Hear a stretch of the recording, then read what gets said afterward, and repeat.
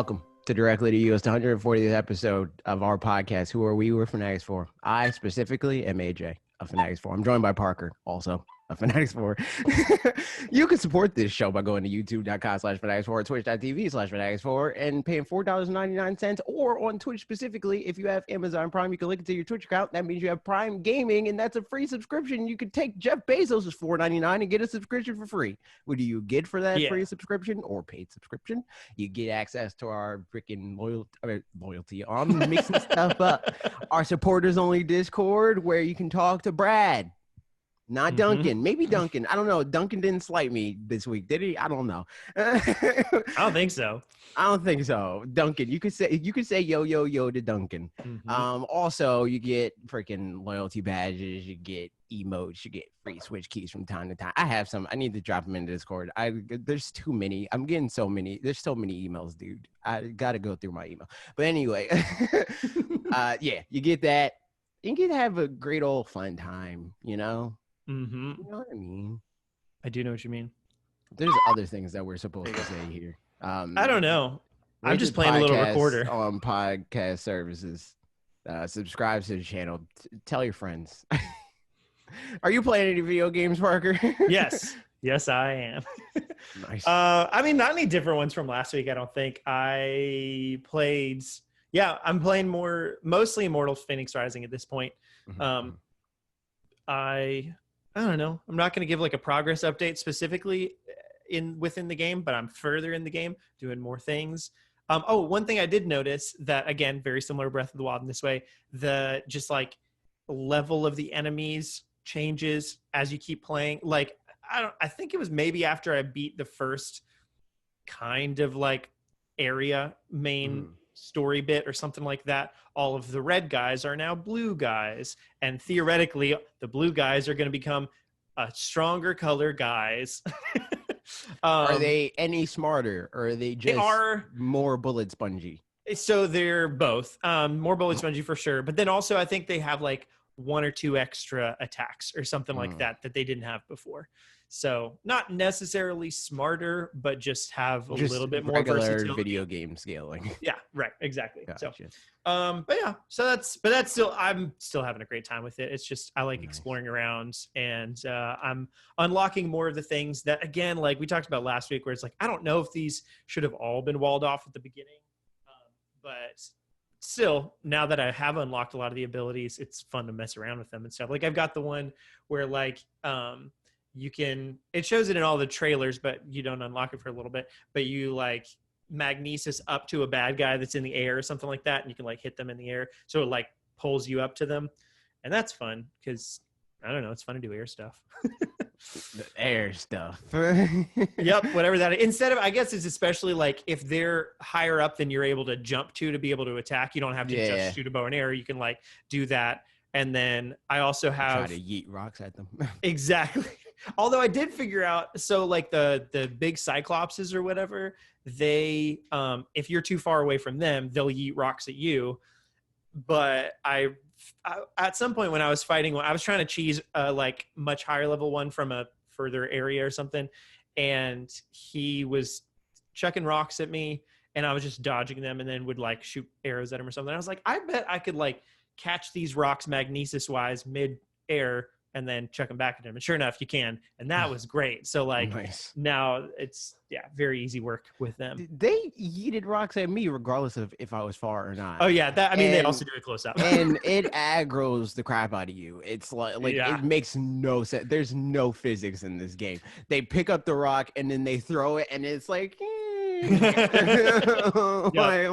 that's stupid. There's definitely times where I'm like, okay, I'm standing right here, he's gonna throw it where I'm standing, so I'm gonna jump to the right, and then somehow he was like, nah, I threw it right. I knew. Like, no, I'll always be like, I'll try to do it like Bloodborne or just Dark Souls in general. Like a lot of times it's good to like roll in to your opponent, because like they'll overextend and then you roll behind them, and then mess them up. Did you play Bloodborne? Yes. I forgot you. Bloodborne is probably my favorite PlayStation game, full stop. Really? Yeah, it's freaking dope. Yeah. I like it way more than the other Souls games, because the other Souls games are slow, and Bloodborne like rewards you for being aggressive. I would like it better then, because I'm not That's honestly why I had a hard time with, I played a little bit of one Monster Hunter game, and I know there's some faster weapons, but like the slow weapons are supposed to be, I think, the better ones or something like that. So I only played a tiny bit, but whatever I was playing, I had slower weapons, and I was like, I don't like this, because then it punishes you for like not knowing, having intentionality, and if you don't know what you're doing yet, having intentionality is just hard. So that makes sense. But yes, continue with what you're saying. Rolling into the things. What? Oh yeah. So I would try to like roll into them where I'm like, if I'm right here, like I'm right in front of you, like I'm in your face, like you can smell my breath. Close. He can't throw a rock at me, and he'll like yeet the rock, and it looks like he's gonna freaking like, like quarterback throw this thing across the court. This is mixing sports.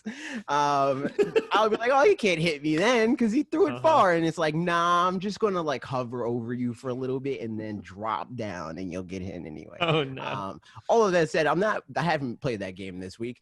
I have been playing the Yu-Gi-Oh! Nintendo Switch game. The one you were playing a while back? Yes. Okay. Because collectively, both my brother Sam and Logan hit me up and was like, yo, you're trying to get in Yu-Gi-Oh! And I was like, okay.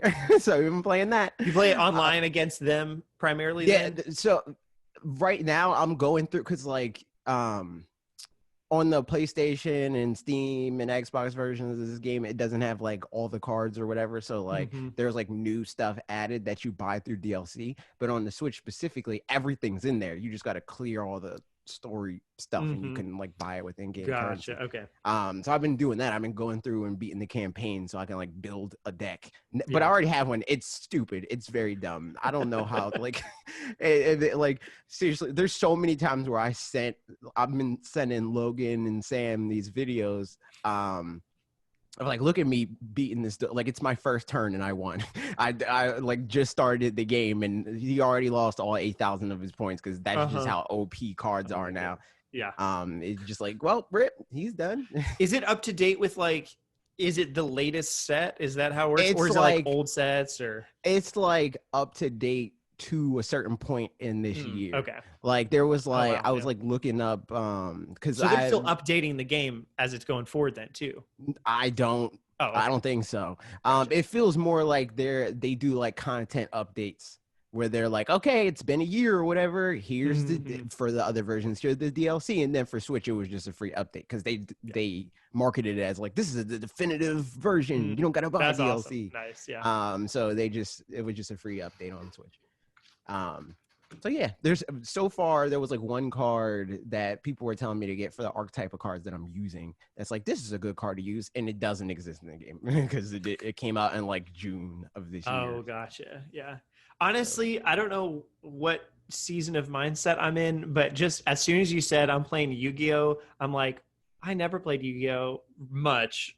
But I kind of want to play the Yu-Gi-Oh game now. Yo, I don't know. Yeah, so I might think you'll definitely like you would like it's a you game for sure. Yeah, for sure. I mean, like, yeah, I loved playing. I don't know. I like card games. They're fun, So yeah, and especially in the context like that where it's because I wouldn't want to get into like Hearthstone and stuff like that because just the way that it's built as far as like pulling loot boxes and those kinds of things, that's just not that much fun. But when it's, I don't know, when it's all already there. And I think I talked about this before, even that aspect of it, specifically on Switch, doesn't feel crappy. Yeah, right. Because there's a set amount. It's actually like a store with stock, basically, where it's like, here's this character. He has this many cards, and you have this many of this many possible duplicates. Because like in every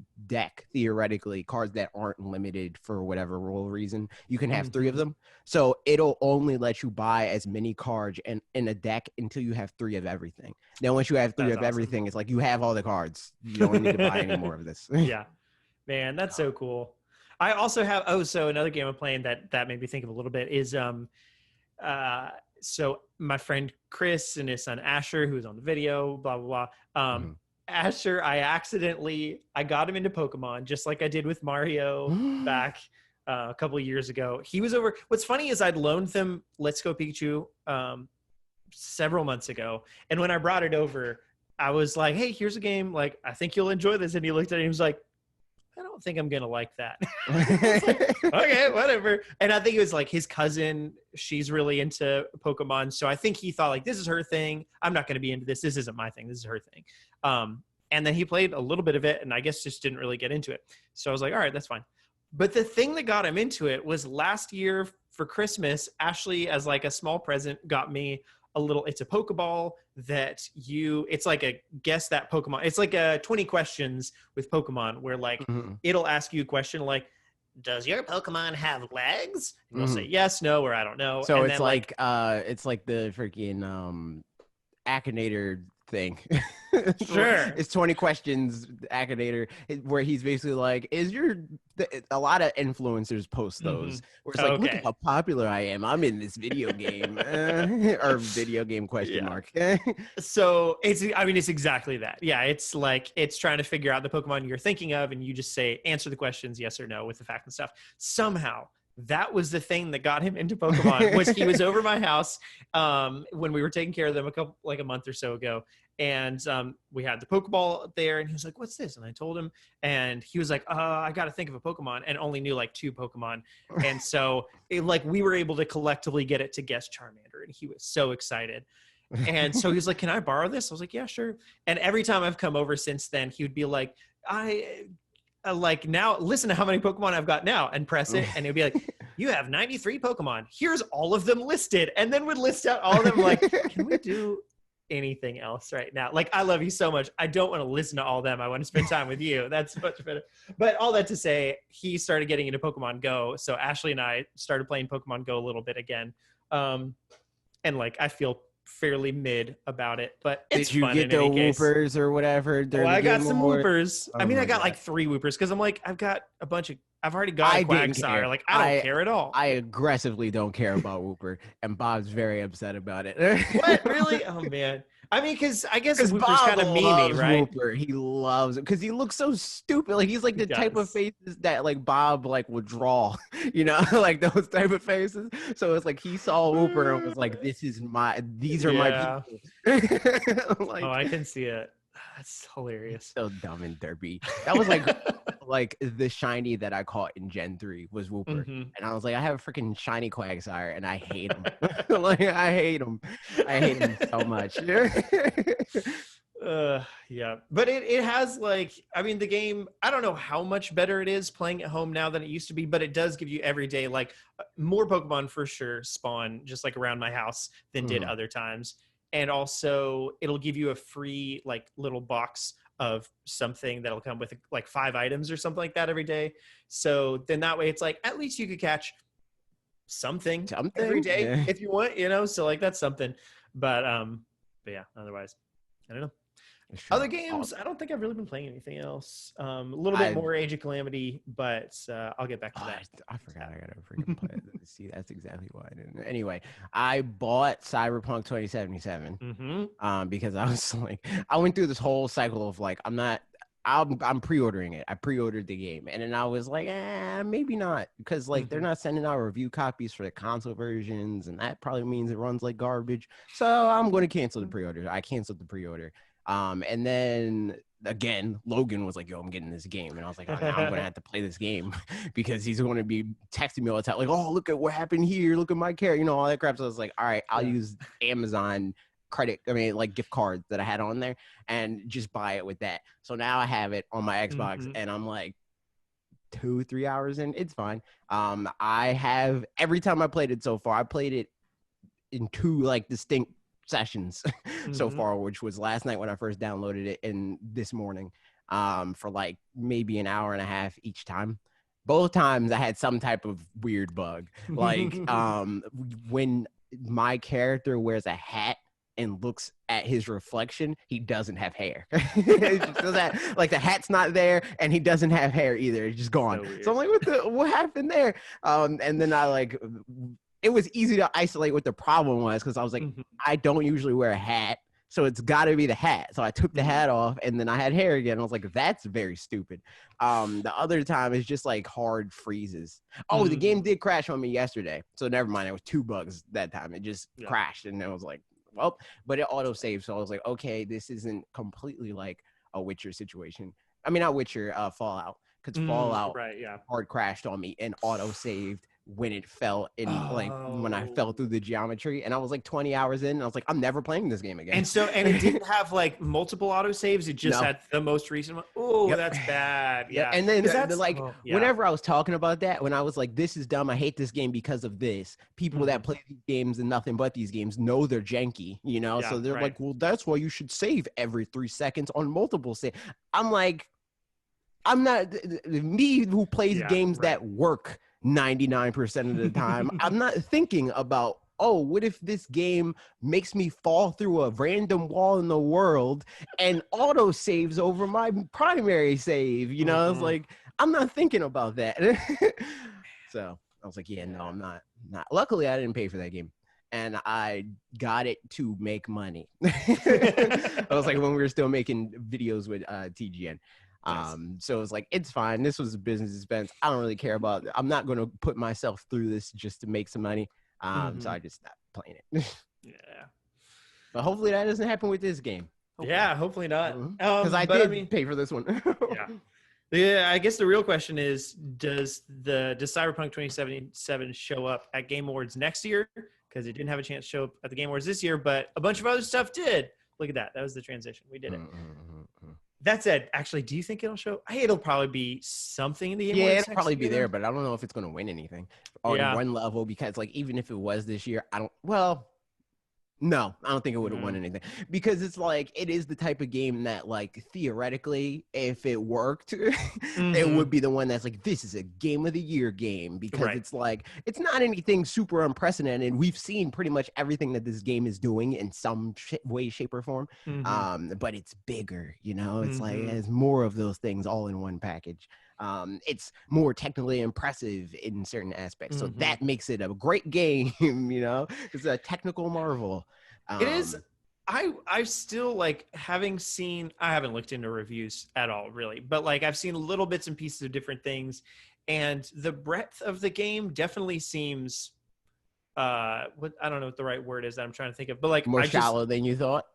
Well, just like ambiguous. Like, I don't know. Some people are like, oh, it's like a 13-hour game or 20-hour game or something like that, but like has a bunch of side quests. And other people are like, this will take me hundreds of hours. And I'm like, I'm not really sure what's the truth, you know, that kind of thing. I mean, is it both maybe things are true depending on the type of person you are. Yeah. Like, so the main story is pretty short. Yeah, it would probably last you 250 hours or whatever, right? Me, it's probably going to last me maybe 20. You know, like, I mean, I guess that's the way like Skyrim is and stuff too. Where I watched MDB's Skyrim, one of his Skyrim challenges, or maybe the only Skyrim challenge he did, and he does like other Elder Scrolls games too. Yeah, because he was doing some Oblivion ones and stuff. But like the Skyrim one seems like when he was, I don't know, overall, like just the amount of things that he had to do is like, oh, that's not actually that many things. But like the whole point of the game is like, you know, you get sidetracked, you do a bunch of other things, and it takes a long time because there's just so much breadth to the world that isn't the main story. So I guess that makes sense. But I don't know. I'll be interested to hear what people think come like a month from now, you know, looking back on it. And like, I know Mitch is playing it too, so I'll be asking him about it some. He played just a little bit. He said he didn't run into any bugs, but obviously other people are. There are some funny ones. Is he playing on PC? I think probably PC. He's got a PC and PS4 hooked up, but his PC is like I don't believe thing. If he's playing on, I was about to say, if he's playing on PlayStation 4, I don't believe he hasn't run into a bug. I don't believe I think it's the PC version for sure. Yeah, man, I have seen some stuff just of like it running on PC versus it running on the Xbox Series X or whatever, but because the Xbox Series X is still the Xbox One X still the Xbox version, One X version, exactly. Yeah, that's why I was going to wait, because I was like, well, I'll just freaking wait for the One X. Yeah, but that'll be interesting to see. I mean, Series X, not One X. But yeah, Game Awards, that happened last night. You watched the whole thing, right, with Bob? Yes. Yeah, cool. We streamed it. Nice. I watched you guys stream a little bit of it, and then I was only able to watch like the middle of it, so I missed the big Nintendo moment of announcement. Sephiroth in Smash. Are we talking about that right now? Yeah, sure. Why not? We'll just go into it. I don't have a particular order for any of this stuff. That's like, there's a couple main things Nintendo wise, but we might as well. Yeah. do it now. Yeah. I So, was what do you I think? was very plussed. I was like, okay, you know, mainly because like, well, there's two reasons. First, the most important thing is like I'm more than anything a fan of Smash Brothers more than all the other Mm-hmm. things about this game, right? So for me as a fan of Smash Brothers, very unhappy about this character being in the game because we don't need another sword character. We don't. Right. That's the last thing we need.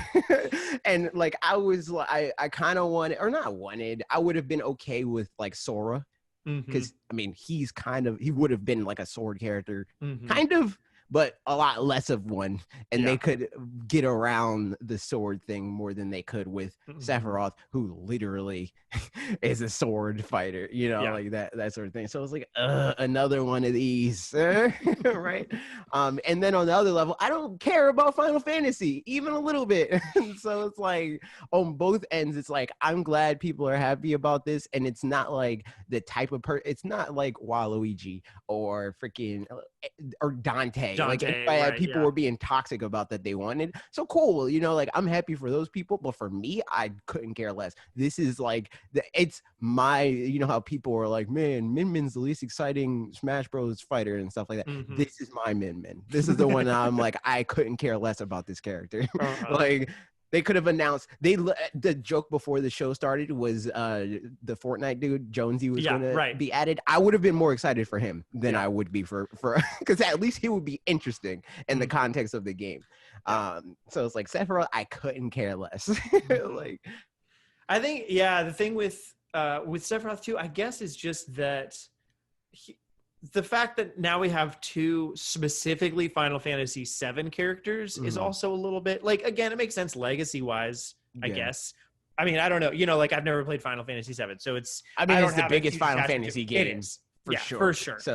So like it makes sense that that's like the antagonist. I mean, because at some point, didn't people think that they were going to make Sephiroth as like an Echo Fighter to Cloud? Not think, but like people speculated. I remember being like, maybe they could like before the Sephiroth an game Echo started, Fighter. like before the game came Yeah. out, they had like a big focus on because they thought like the spirits mode was like a villains mode. Yeah, So they're gonna add more villains. You know, yeah. So I mean, yeah, I feel pretty mid about it anyway. I think there's only a couple characters that they could add that I would personally be really excited about at this point anyway. Otherwise, I'm just like, all right, cool. Some people are happy. Nice. But yeah, I think I do agree in terms of like, at this point, what I would want to see is more mechanically varied characters. And even for that, like I don't want Jonesy in on the like anti-recency bias side of it, where it's like that it doesn't feel quite like Minecraft has and I'm not saying I want him in the game. I don't want him in the game. But mechanically, relative to building Sephiroth, stuff, like I would rather have him in than Sephiroth. which is like, I'm sure, a hot take to a lot of people. Yes, I'm positive because they care about Sephiroth, but I care more about the game. Like I care about like how the diversity and move sets and stuff like that. And that said, I mean, especially if Nintendo's thinking like, which I don't think with all their characters they're thinking this, but I think at least with some of them, it's like, how can we get like what's a fan base maybe of people that we can get to be interested, like include them into Smash. I think that's definitely like first and foremost for them. Like they care. I think they care on some level about the diversity mechanically and stuff like that. But more so than that, they want to like hit as many like fan favorites as they can possibly manage. So on that level, they succeeded there. You know, yeah, for sure. And I don't know, like if Jonesy or whatever were added, like I don't know how many. I don't feel like that would make a dent. I don't think anybody's a fan of Jonesy. Right, exactly. Like I don't think anybody would be like, "Oh, I'm going to play Smash Bros." Now it's like, no, either you're already playing Smash Bros. But it's kind of, I mean, not, they might. I think that there's fans of Fortnite, but him specific, he would be a stand-in for what Fortnite is. Right. I don't think fans of Minecraft are fans of Steve either. Right. Yeah. But it adds Minecraft mechanics. And I think even if they ever do put Fortnite in, it probably be a similar situation to Steve, where exactly. It's like each different costume is just a different, like a fully different character, not just like a color alt or anything like that. Especially, I don't know, because they're all just skins in Fortnite anyway, so they all work the same way. But we did have somewhere, let me see if I can find it. I think we had a question about, maybe we'll just get to it in the Q&A section if I can't find it. we'll just get to it in the Q&A section because I can't find it right off the bat. So never mind. But yeah, Sephiroth and Smash. There we go. Look at that. It's coming out. Oh, that's in a week. It's less than a week. We get the well, I don't know if he's coming out in a week. We just know the that we're getting the presentation on the 17th. Okay. On the 17th, yeah. So we shall see. I'll make it like I said in the stream. I was like, "Hey, I'm hyped for the balance patch." That's the bonus of somebody that's like I care about the game. Yeah, I'm never truly disappointed in whatever update because it's like at least I get to dive into the balance changes and figure out how to play as Sephiroth and play against him. Like that much is valuable to me. Yeah. But as far as like, he's not going to be a new main, you know, it's like the only hope he has of me like actively playing him is if he's easy to play. And then like when I'm bored or playing against somebody that's not really that good, I'm like, oh, I'll use him in the same way I do with Cloud. Yeah. What was I going to say? Man, I don't remember. I saw a text from my wife, so I got distracted. How the balance patches, I remember now. The balance patches, are those becoming smaller and smaller as far as the changes they're doing, or do they still feel like significant not really. every time? They're pretty significant. They feel there's like levels to like how impactful they feel because they usually target a pool of characters. So like usually a lot of characters will get buffed. They have been buffing characters more than they have been nerfing them, which is kind of unlike Nintendo, but it's good. Right. Like that's like the better thing to do in games like this. So sometimes it'll just be a lot of characters that they'll buff that even with the buffs that they choose, because another like common practice for them is they'll buff things that are already good about a character rather than like make up for their flaws. Right. So like they'll buff like low tier characters like Little Mac and be like, oh, his forward smash is better now. And it's like, okay, but he still dies at 10. You know, like, that doesn't address his problem here. Sort of situation. So it's like in that regard, sometimes the patches are like, this doesn't really do anything because you just buff characters that already didn't matter in a way that won't change that for them. Like last patch, I would say like they did buff one character that like got added to the game more or less, like Diddy used to be fine. But now he's like really good because they buffed him in a few key ways. That's like, oh, okay, this character is stupid now. Like, and then the patch before that was Min Corrin, they buffed, and it's like, oh, okay, this character matters now. So like usually there will be at least one character that gets put on the map after like a balance patch. So I'm looking forward to see who that is. And also, it's funny because like it seems like Sakurai is like dead set on buffing Pokemon trainers because every patch he buffs them in some way. There's like one patch where he nerfed Ivysaur, but in that same patch he buffed Charizard. Nice. So it's like I'm waiting to see what he does next. In that regard. I mean, it's just, you know, they're just leveling up like the normal way. Yeah, exactly. Games eventually they'll learn a new move, and then that'll be true. Crazy. And make them forget Flare Blitz because just Solar Beam shows up for some reason. Ivysaur. Yeah, he has Solar Beam instead of Ivysaur. Another bit from last night is Animal Crossing 1 family game. So nice, cool. Checks out. Makes sense. And then just a bunch of other little things that we can talk about, whichever ones we want to talk about, but I'll list them off. Capcom Arcade Stadium, Sea of Solitude, Director's Cut or Final Cut or something like that is coming to the Switch. And then I think to other platforms later or something like that. Ghosts and Goblins.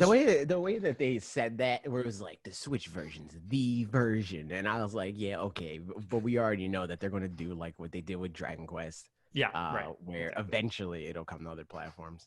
Yeah. But I don't know if they said that.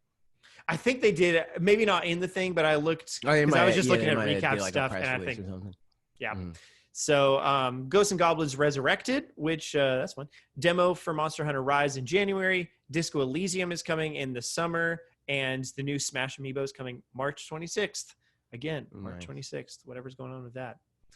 That's not 31st though. So it's not. No, that's true. March 26th is a good day. 31st is a bad day. So we'll have like 6 whole days or 5 whole days. They gave us a preview of Mario's death yesterday. They did. They're like, this is what will happen. Man, yeah. So yeah, all that. Anything standouts of those bits to you? No, I don't care about any of these games. None of them. Not a single one. There Not it even is. Monster Hunter Rise, honestly. No, I'm excited about the demo. I mean, just because like it'll be nice. I do wonder. No, I mean it'll be a good thing.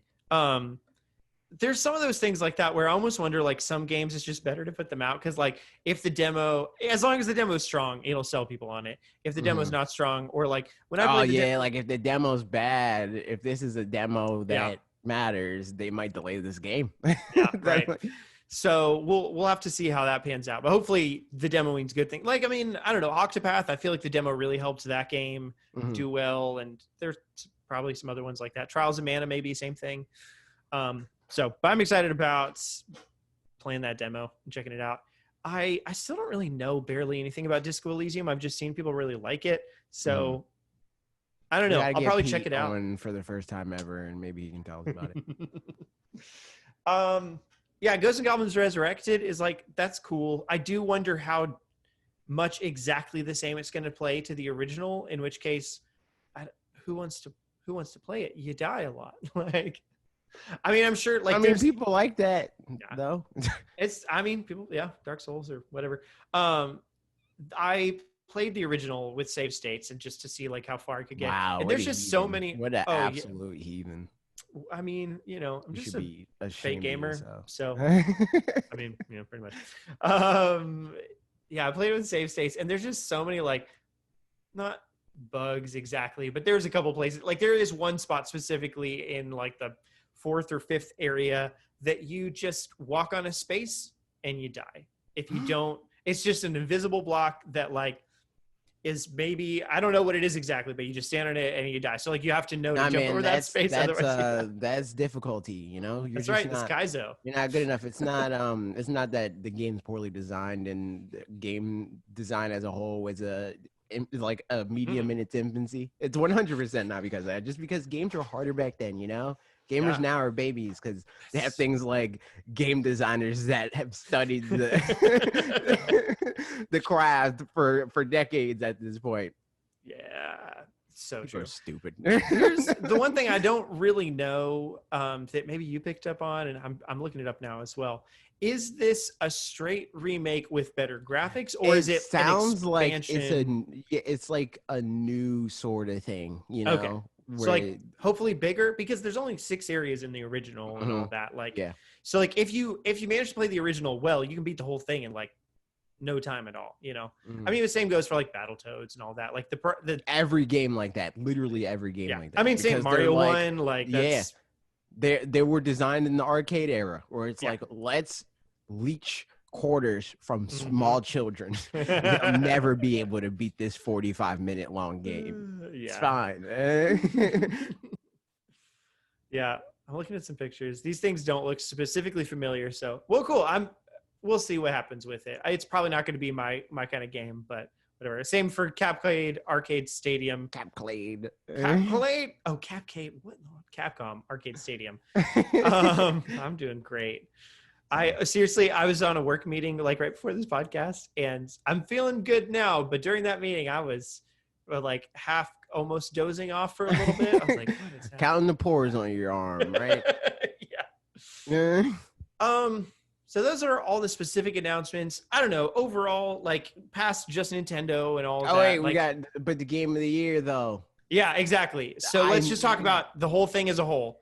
I knew, including the game of the year. I knew from the get-go when I made that original tweet. I'm like, it's probably going to be The Last of Us because of this like arbitrary, like it's the game that makes games feel legitimate for whatever reason. Ironically, because it's like it's the game that they think legitimizes gaming as a medium, but Animal Crossing literally transcended the medium and had freaking Joe Biden campaigning in it. You know, I don't know, man. I don't think that The Last of Us mattered. I truly do not. I think that like gamers like it, and it's like a technically impressive game, and you know, like it says a lot, like narrative or not even narratively. It's as far in that regard, it's derivative. Like it's not a story that's groundbreaking in any way other than the fact that it's a video game.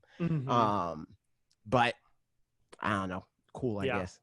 I I realized I was like, where's this question? Because I was looking in the Q&A for it. But Jordan DeBest left. It was actually a comment on my post about this topic that I posted, and I thought it was a question that was going into Q&A. So I'm just pulling it for Q&A anyway. But he asked, I'm sure, or he said, I'm sure The Last of Us 2 deserved it and love Naughty Dog.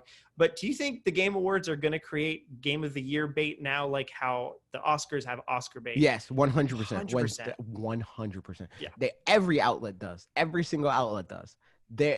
It's always not like what's the best game of the year, but what's the game that we think best exemplifies what gamers will be happy about if we call it Game of the Year. So, it's.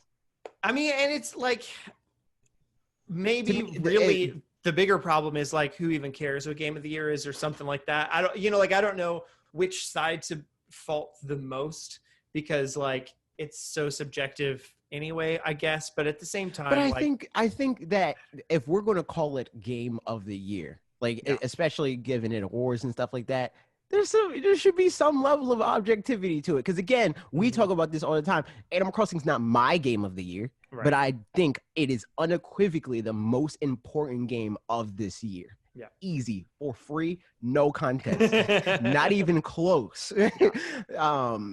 So, I think that it's very easy to separate those things because like there's other years where it's like Pokemon Go. Again, not my favorite game the year that it came out, but it's easily the most important game the year that it came out.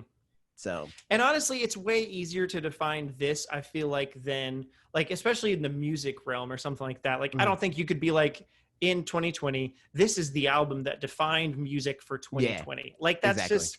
Because there's some people not that a thing. Have never even seen a certain album. Like your favorite album might be something that nobody ever heard of.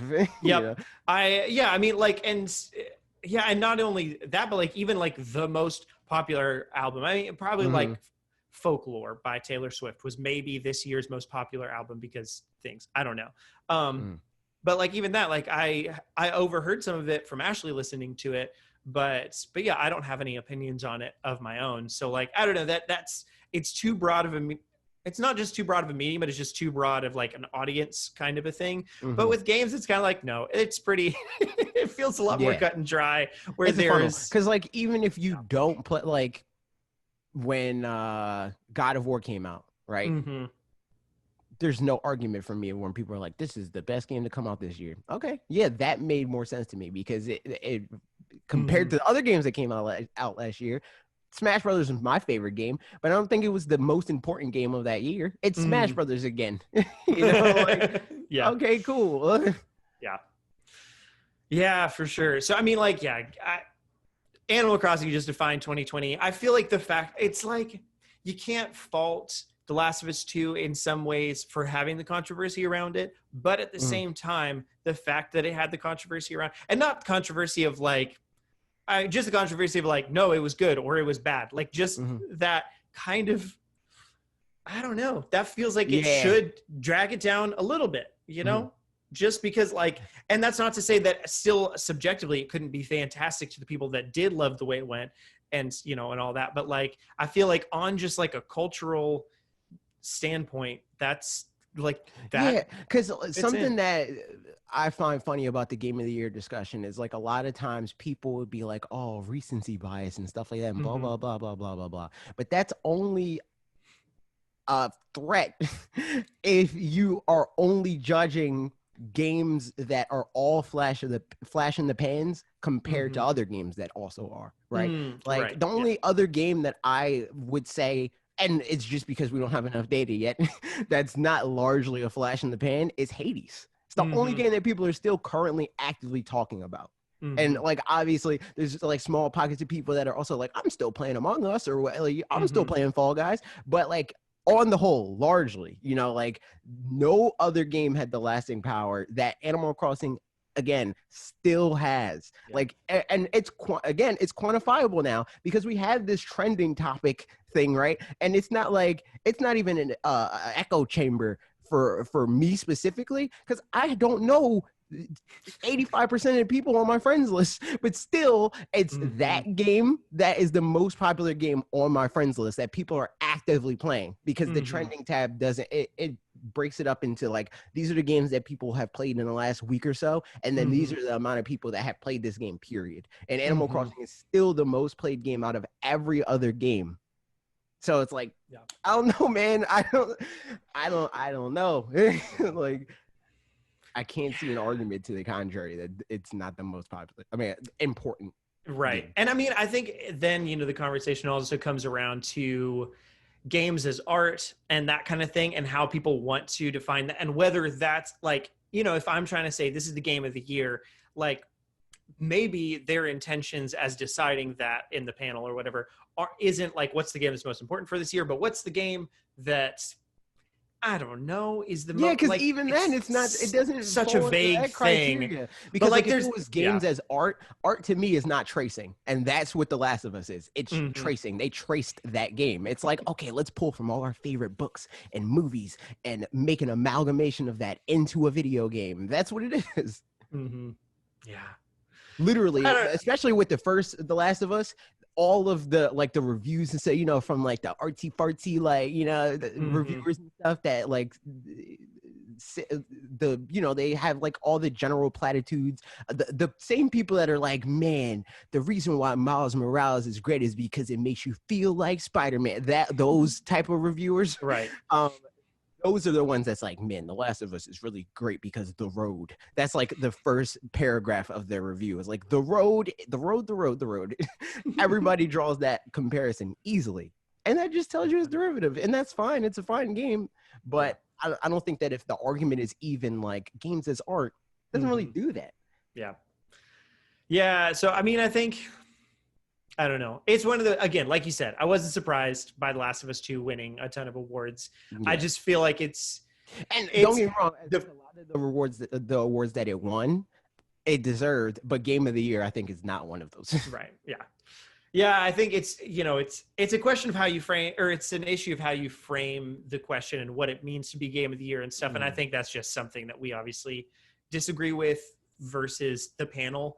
And it just seems like they have, a template, like we talked about a couple weeks ago. They've got a template that they want filled out, and whatever, that's fine. But it still seems like it should have been Animal Crossing. Yeah. Besides that, just overall, what's your opinion of the night as a whole and how Nintendo's representation within the night? Nintendo was there. I think I would have cared more. Like, I would have been like, oh man, Nintendo killed it if I cared about Sephiroth, but I don't. So it was like, fine.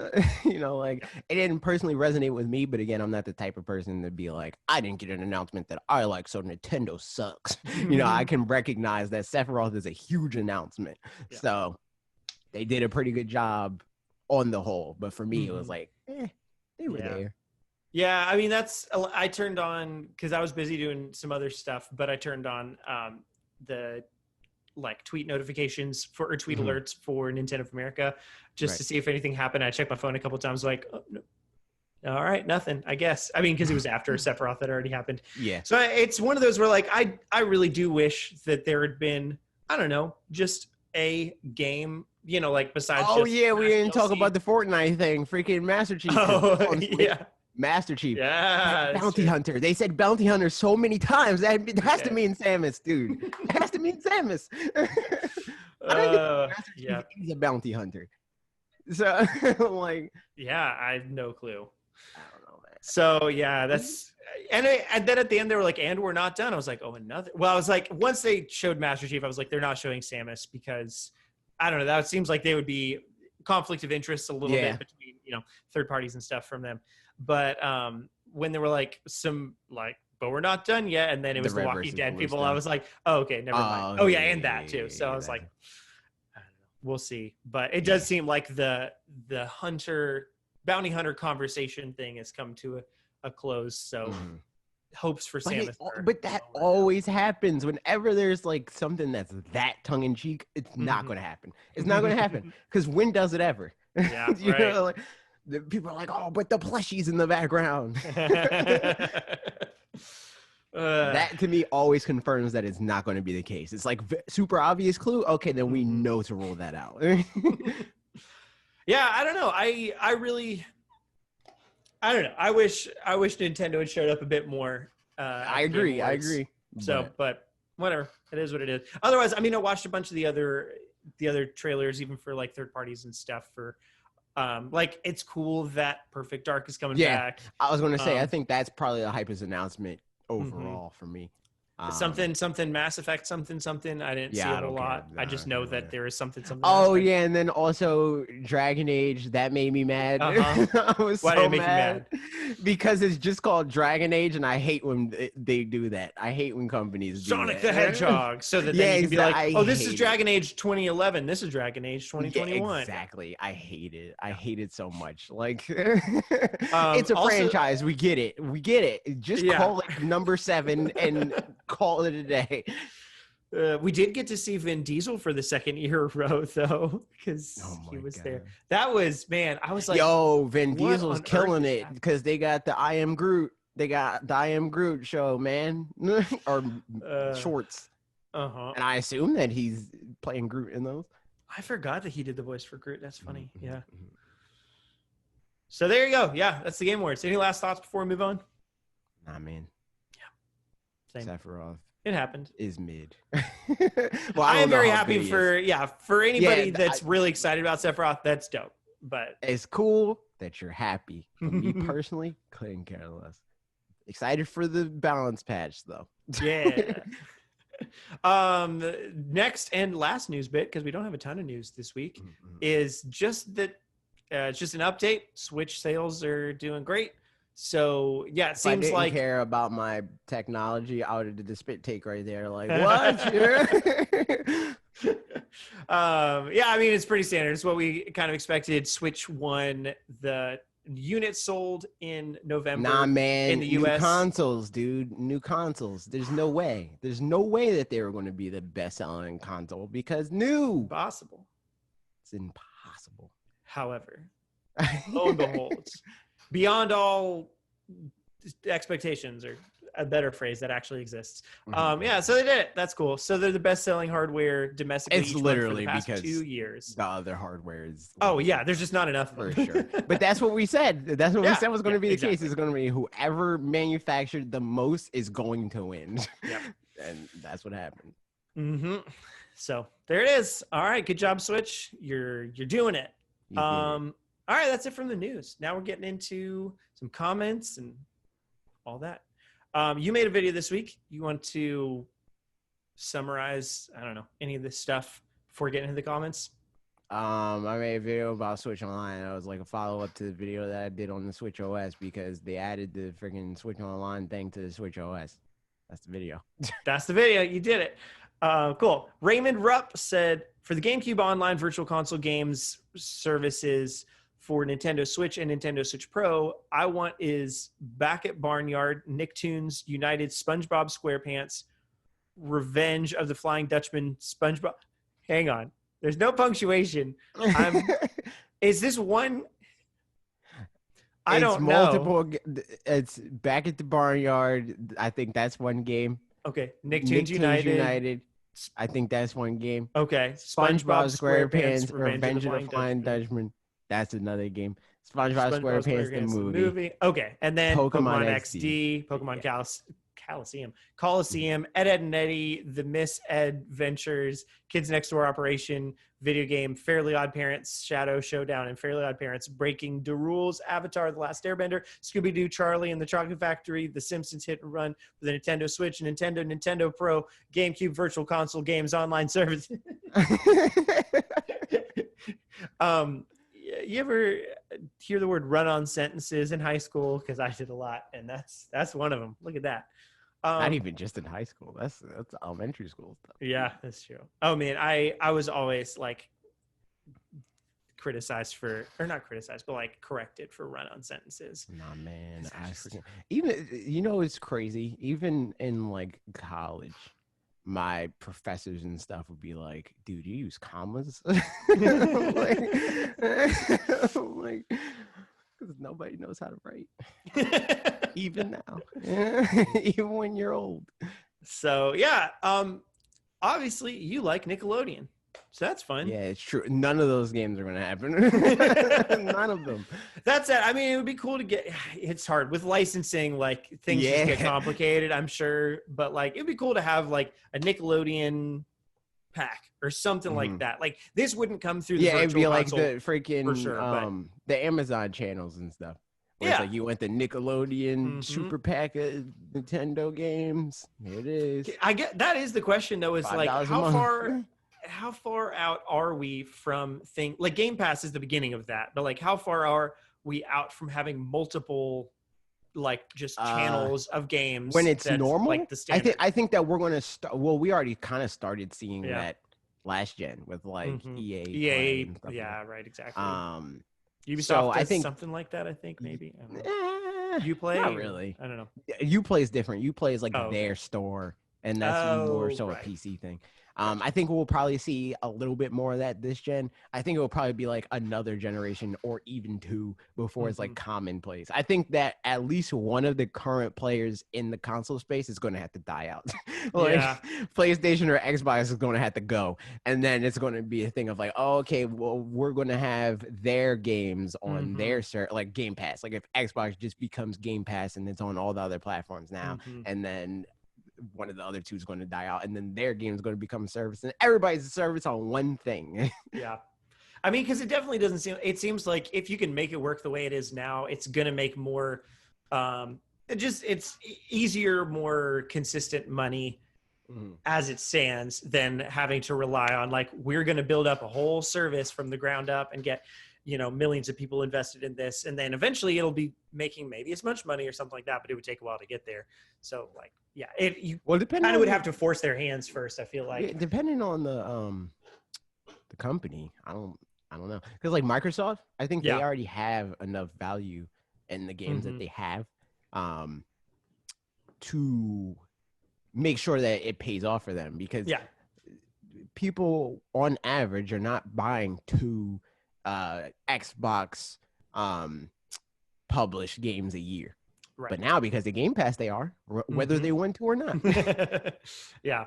And I think, I mean, for them even, I feel like it's a bit of they were forced into a corner situation just because like they weren't doing super great with their first party stuff. Some of it, yeah, but a lot of it was kind of missing. So it felt like a good marriage of those two things. Yeah, I think it's less so that and more so what was doing good. It was like them looking at their strengths. So I don't think that they were looking at it was like, oh, we're not selling enough games. They're like, all of our money is coming from Xbox Live.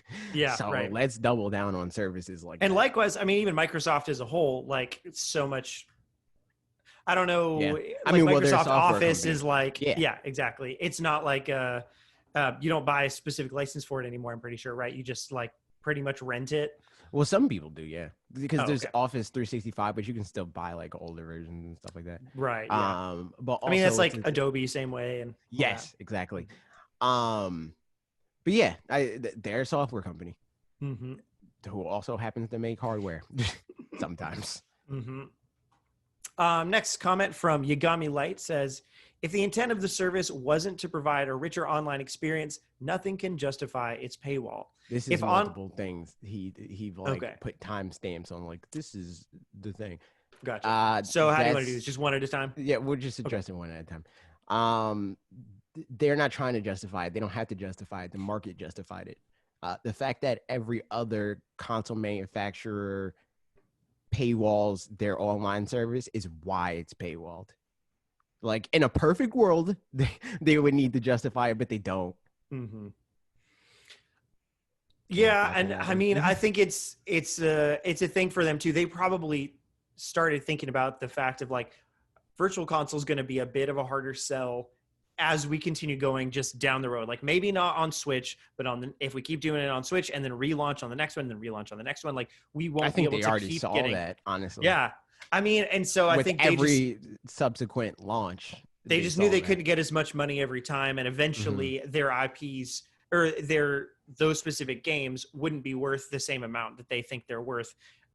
So they would have to start discounting them, and they wouldn't want to do that kind of. So, like, long story short, it makes more sense for them to make some kind of subscription service. So I wonder too if it was both of those things together. Of like, we need a different way to do classic games, and also like you said, the market is just already set up that you pay for online. So like, Right. let's put those together.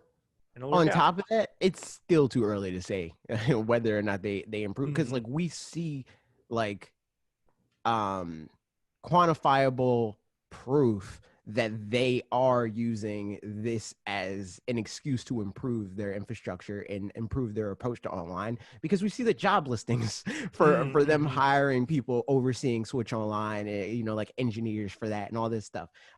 So that's just wrong. That first one. I mean, I think your point too that you made in the video was that like the quality of Switch Online has more to do with the games being he designed well around it. We're going to get to that in this next thing.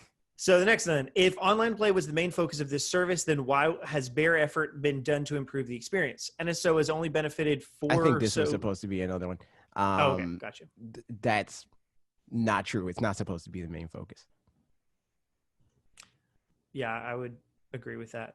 I mean, it's like, it's called that, but it's not a focus. Yeah, it's a focus, and it's not called Nintendo Switch Online Play. It's called Nintendo Switch Online, which also encompasses cloud saves, which also encompasses even the online library. You know, so it's like I think it just so happens that like when we say like, oh yeah, I'm using the online, like the verbiage happens to line up where like using the service and using the feature happens to be the same thing. But I really do think they're talking about you're paying for the ecosystem, not for I'm paying for, you know, online play and then also get these bonus things. I think it's like you're paying for the whole thing. So, I mean, and again, like I've said before, I'm paying for the whole thing, but I'm not paying for the online. I'm paying for the games and also getting the other things. So like, it's just a question of which one for you is the main focus, is the way that you'll frame that money exchange in your mind. Right. NSO has only benefited 4 or so games, and that's with an external source being an app. No easier way to put it in rather than this service was never about the online to begin with. Paywall, an essential feature with no enchantments, is how I see the main focus of this. Enhancements is how I see the main focus of the service. No, because they have enhanced parts of it. They didn't have cloud saves before, you know, and also beforehand, every game that they have on the Nintendo game library were $5 to $10 each. Now you pay $20 a year to access 130 something games. Yeah. So even like just that alone is enough for them to be like, it's $20 a year on top of all the other crap. Yep. I mean, and that's what they're doing it. And for them, it's all of the things. They're offering you the whole thing. It's not pay $20 to play online. It's pay $20 to access all of this stuff. And also now online is included with that. You have to pay for this to get that, which is similar to what PlayStation Plus did when it went to paid. It didn't get any better on PlayStation 4. It just costs money now. I mean, and that's the thing. Like, I can see how it would feel worse for somebody who only happens to want one part of that. But like, I don't know. I'm trying to think of like a good analogy because I know I've got one somewhere rattling around in my brain. But like, if you buy a Switch bundle on eBay or something like that, like somebody's like, here's the Switch and I've got the 7 games that I bought and it's $600. And like, technically the value of all those things is like $800 or something like that. But a couple of the games are games that it's like, it's, you know, Mario and Sonic at the Olympic Games and Mortal Kombat 11, and you know you're never going to play those. So for you, that bundle is actually worth $670, you know, whatever, right, minus that. So it's still a bargain, but it's less of a bargain as somebody else who wants all that stuff. So similarly with this, I think it's like for somebody who's going to the games or for all of it. It's taking more of an like objective approach to value proposition and making it subjective, where it's like, I may not care about HD Rumble and I may not care about Bluetooth, and you know, like there might be parts of the Joy-Con that I don't care about, but that doesn't make it cheaper to buy. You know, I can't say take that out though, because you know what's ironic about that? Like if you could do that and you say take this out and make me my personal Joy-Con, it would probably actually be more expensive. Yeah, right, exactly. And so it's just like, production manufacturing wise. yeah, because they have to custom yeah. manufacture every Joy-Con that they make. Yep. Like, same reason that like, yeah, if you get a Whopper just because you want it plain, it's going to be the same price as a Whopper with all the stuff on it. Because like that's just how things work. Right. Yeah. No, I'm with you for sure. Continuing on, the service isn't a hosting client for online gameplay, therefore isn't a reason to paywall the online. If Nintendo wanted to make a service that grants goodies like virtual console deals, that's a different one again. Oh. No. Yeah. I mean, you're mad about because again, online. Xbox Live, PlayStation Plus, they also are not hosting clients, but they cost money. Yeah. I mean, at the same, I understand it's one of those things where like you can either, I hate to say it this way, but like either you can still just be mad about it, or you can just decide not to be mad about it and kind of just accept it. You know, also, like I forgot to mention this part, but when he said that like online play is an essential feature, you literally don't play games online. I don't. It's exactly. So it's not essential at all. And that's the thing. Like there's a lot of people, there's 60 million people that have Nintendo Switches, but they're not all Nintendo Switch Online subscribers. Yeah. And not even every game requires Nintendo Switch Online, which is another part of that. Usually, no, I mean, the ones that are played online the most, like Fortnite. I've had my Switch on airplane mode for the past like 2 weeks because Chris and Asher are playing some games off of my account. So I'm like, I'll just keep mine in airplane mode, and like literally, I haven't had to connect it to other than to download update 11.0. I was like, oh, I'll update it and then put it back on airplane mode. So like, yeah, it's just not necessarily. Yeah, it's not an essential part. Is the main point there. If Nintendo wanted to make a service that grants goodies like the virtual console deals, etc., make that its own thing, but don't lock the online feature if that isn't itself touched. It's not that it's not being touched. It's just that online infrastructure is not built overnight. They don't get these no other company got these features overnight. Microsoft has been in the business of online services for decades, you know, and PlayStation is just getting into it, and they're getting better at it, and still aren't perfect. But the thing that made them want to make the real improvements, where people, the excuses that they made for when everybody got hacked, and I freaking got $250 out of my account taken out just for no reason because they got hacked. People's excuse was like, well, PlayStation Plus is free, you know, like. What is going to make it good is this money up front, and that will have them build up the foundation. It's like, okay, now we know that this is worth investing in, so let's invest in this and then do the groundwork from there. But just having the money doesn't build that infrastructure and experience and get the staff to make that a possibility. You know, we might not have a good online service until the end of next generation for all we know.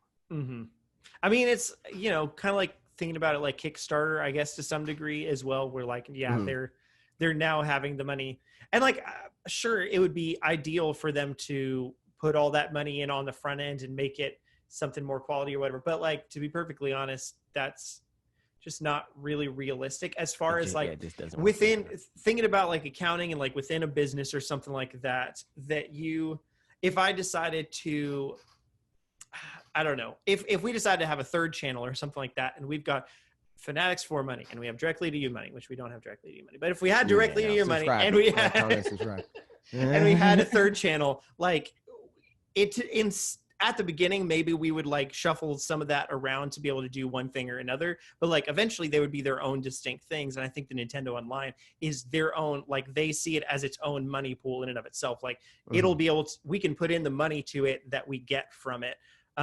But we're not going to siphon that off from development money or something like that from somewhere else. So, it'll just, again, it's like Kickstarter, like the money that it makes will be put back into it and stuff. But also it's important to say that people over exaggerate how bad Nintendo Switch Online or online on Nintendo consoles is generally. Again, it's a developer thing, and it's not just Nintendo.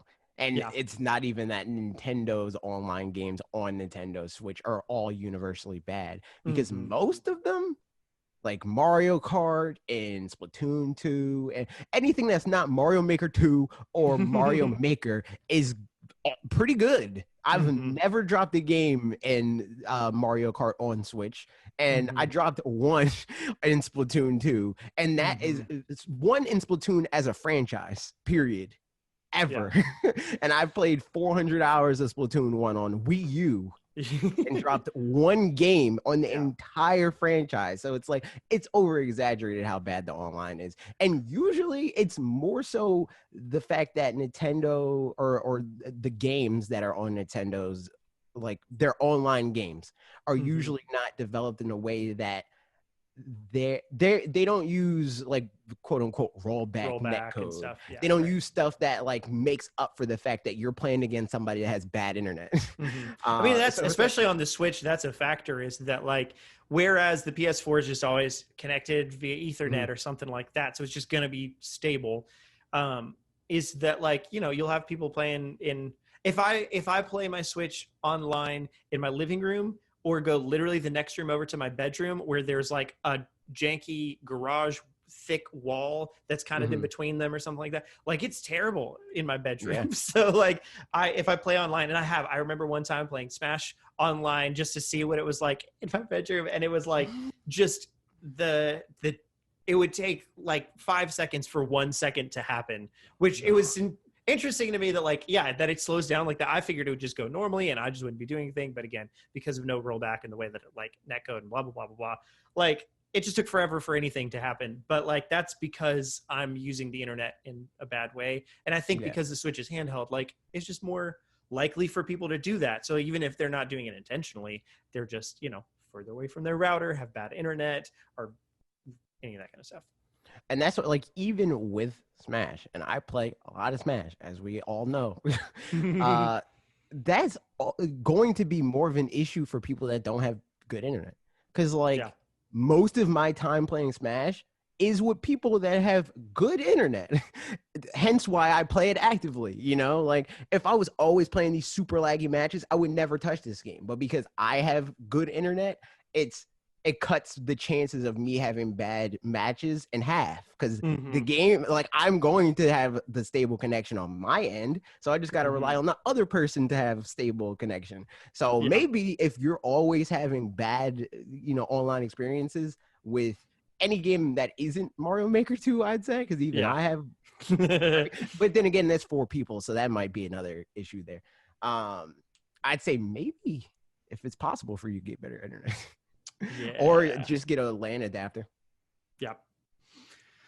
True. The last bit of this comment is, more features and improvements to the service is always good, but at its core, if I'm to pay for online and the service doesn't improve upon that online experience, whether it be a developer or a subscription problem, online shouldn't be paywalled. I think the last thing I'd say too is, like, I bet Nintendo just didn't think that online was going to be as key of a focus for them when they started.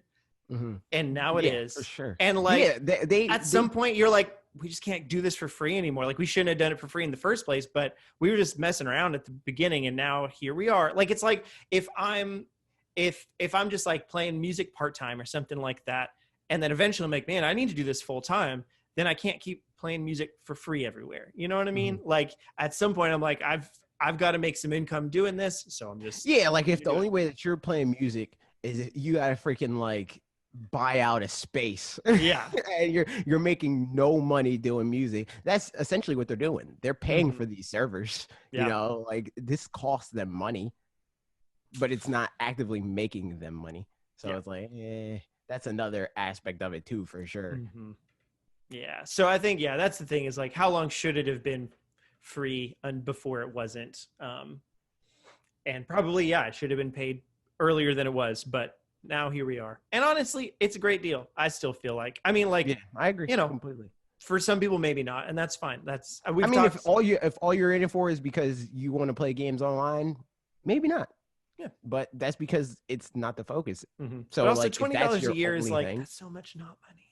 So like, or get a family membership like I did, and like, I've got like 6 people split on it. it. It's Literally great. split it between 8 people, and you're paying like $4 a year. Like, not even. Uh-huh. All right, next question or comment from Matthew Wonks said, great video, very well reasoned and researched. I wish I had such measured guesses, but I'm hoping that we get a Sega Saturn and Dreamcast app for the Switch. That would be wild. Yeah. It would help bolster people paying for the service with some new and unique games instead of just NES and SNES games all the time. And since 2018, Sega has been saying that they're getting close to porting DC Dreamcast games over to the Switch, yet we've seen nothing since that time. Now that the Ages lineup is over, maybe we will. I wonder what the logistics would be on that, though.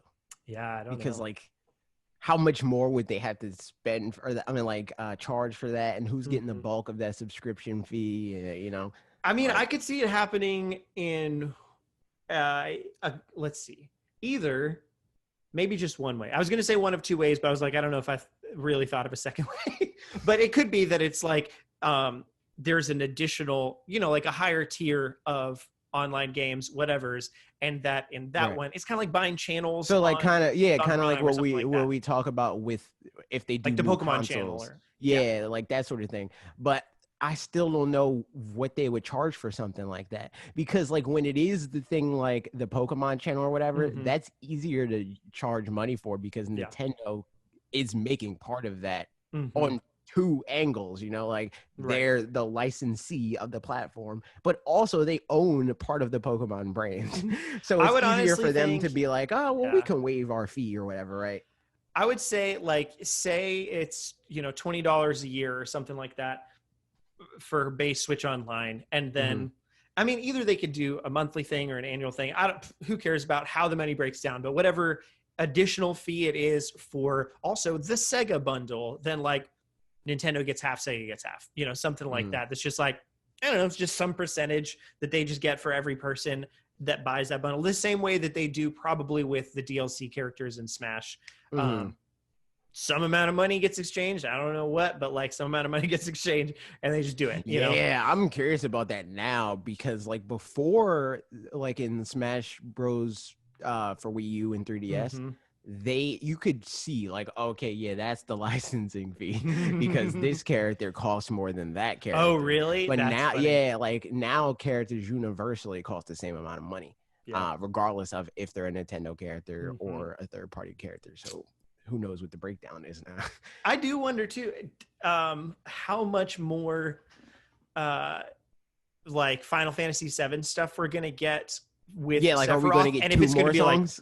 Like, because it also would make sense that either they stay really stingy because they're being stingy, or that's the reason they've stayed stingy up till now. It's because it's going to be a blowout now that exactly. Yeah. So I don't know. I could see that happening, honestly. Like that makes sense to me. They'd be like, well, we're not going to just like add a whole bunch of stuff just for the sake of it. But that they do at this point.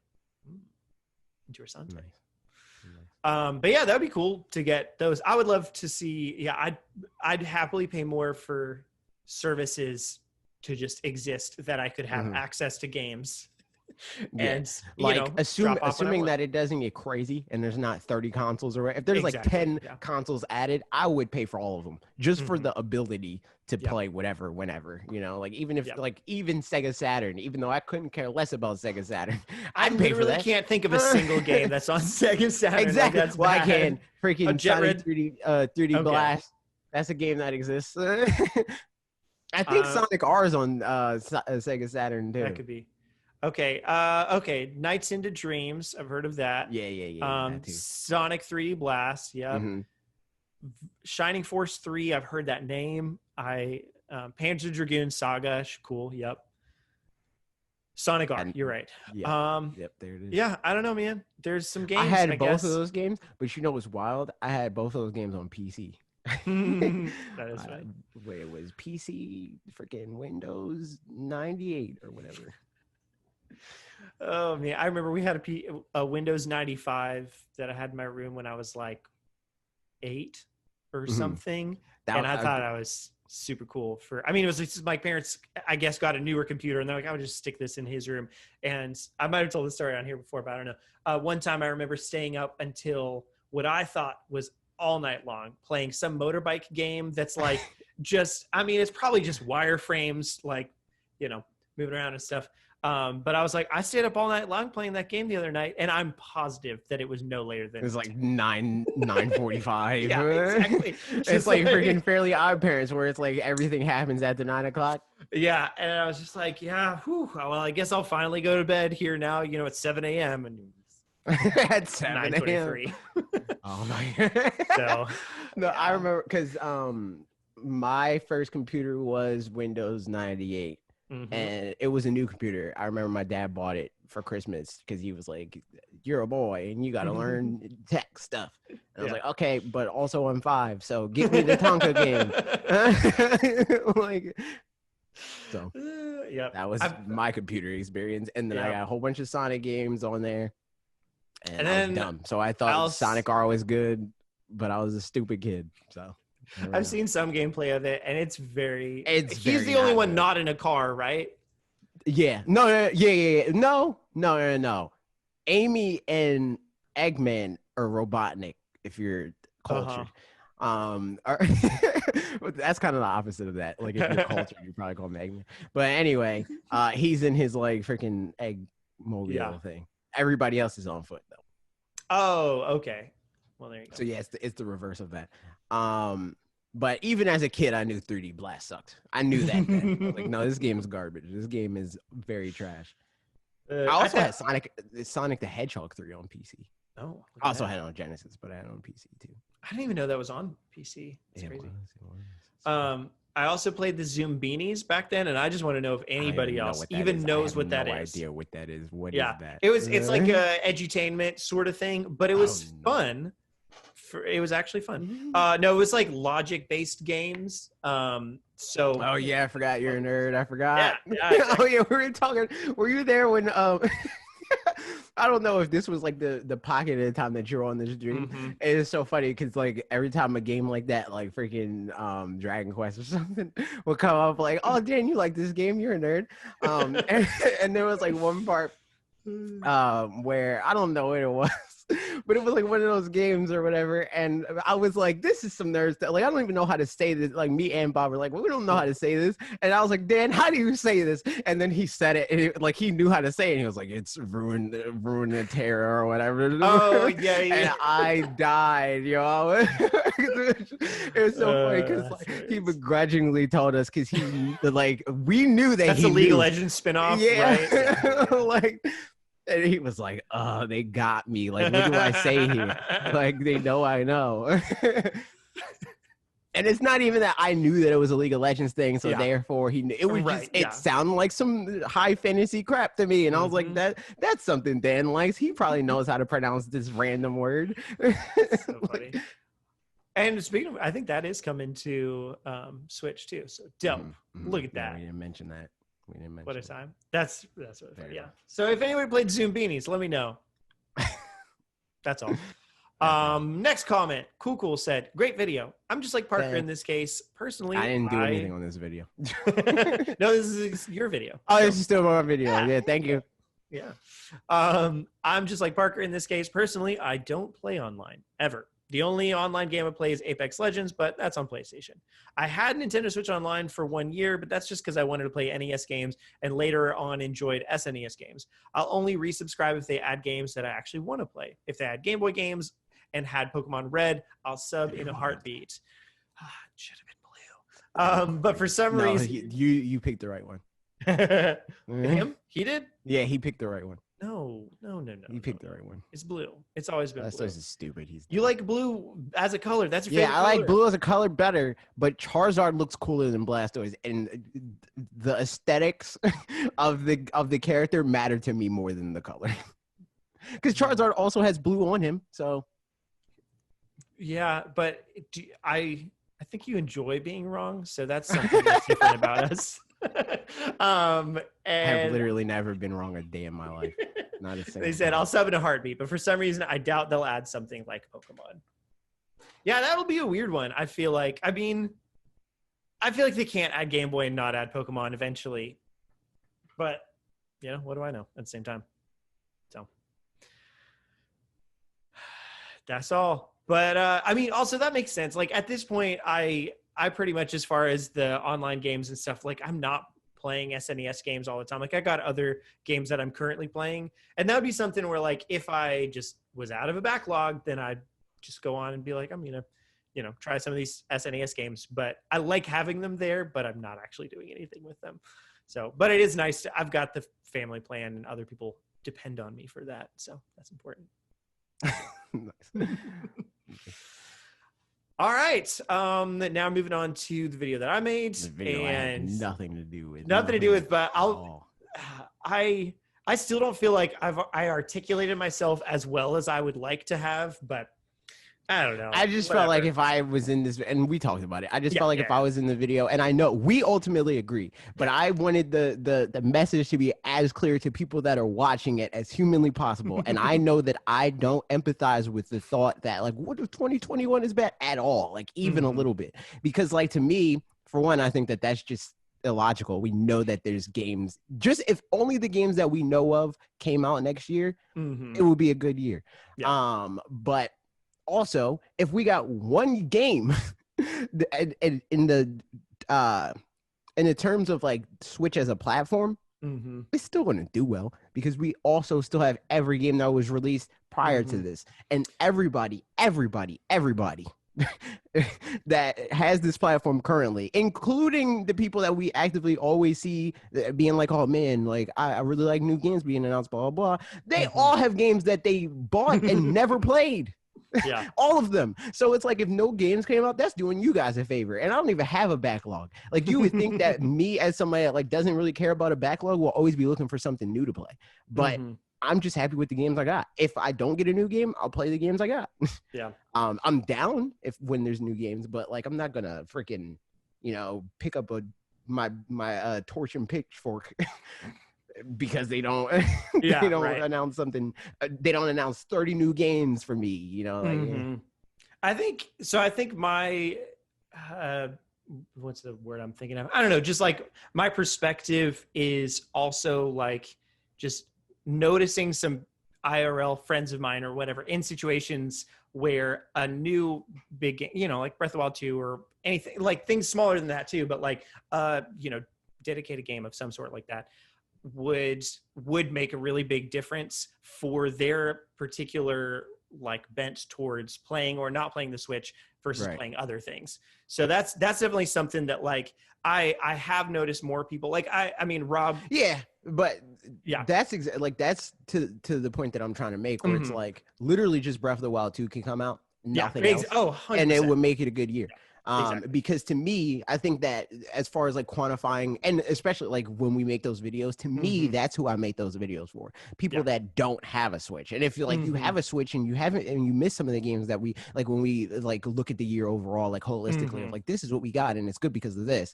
And this is why next year will be good because of what we know of and like what we know developers are working on and like that sort of thing.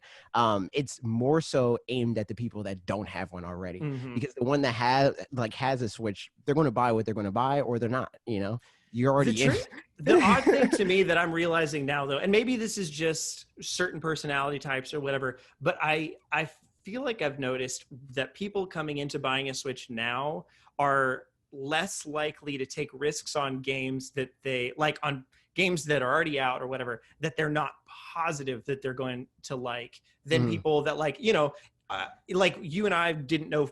I was pretty sure I was going to like Fire Emblem Three Houses, but still theoretically, I was like, I don't know. I've never played one before. Maybe I'm not going to like it, but like, I'm like, I like the next game. So I'm going to buy Fire Emblem Three Houses. But then there's other people that have like Chris, for example, my friend who they just got a Switch. He's playing a bunch of games.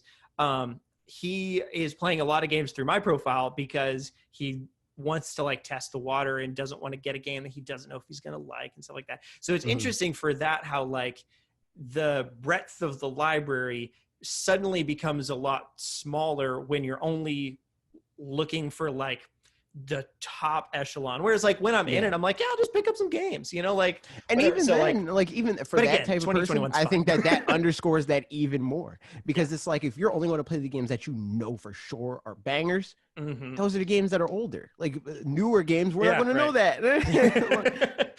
Yeah.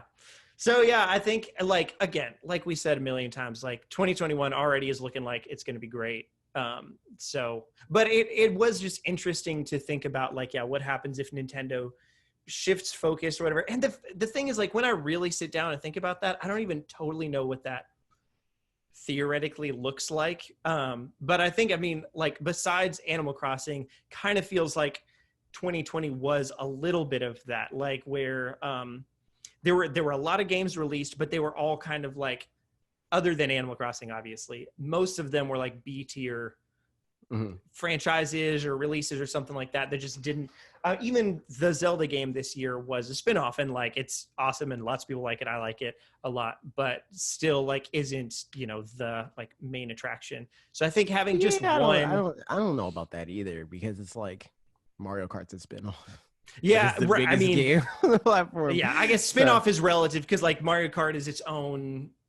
But yes, you're technically Yeah, right. but it In the same way as became Smash that. Bros. Yeah, Yes. like it became that. It wasn't always that. Like when it first came out, it was a spinoff. Like for all we know, like freaking Paper Mario, the Origami King could have sold 30 million copies. You know, right. Like, I don't know about like quantifying it like that, where it's like, oh, there's no like mainline game or whatever. And you can only tell retrospectively, I think, is the other thing too, because like again, you said a lot of times Animal Crossing is going to do great, but for tons of people, they're like, I didn't know if Animal Crossing was going to do well at all. And then so it was a surprise at that point. But then looking back, I wonder for some people, if they looked at this year's lineup prior to the year beginning, what they would have thought would have sold the best or whatever. So I don't know. That's interesting. But let's get into some of these comments. One of the things I asked people if they'd consider themselves more of a casual gamer or a core gamer, just out of curiosity. And Will Brown said, I was a completely casual gamer before quarantine. I had played a few games on PS4 and tons of Pokemon back in the day on my DS. The Animal Crossing craze caught my interest, and I got a Switch in April. And since then, I've put hundreds of hours into various titles. I haven't played through all The Witcher 3 on Switch and the DLC. That's wild. I know. It's crazy how much the core gamer audience has changed with quarantine, and I'm definitely part of that new group.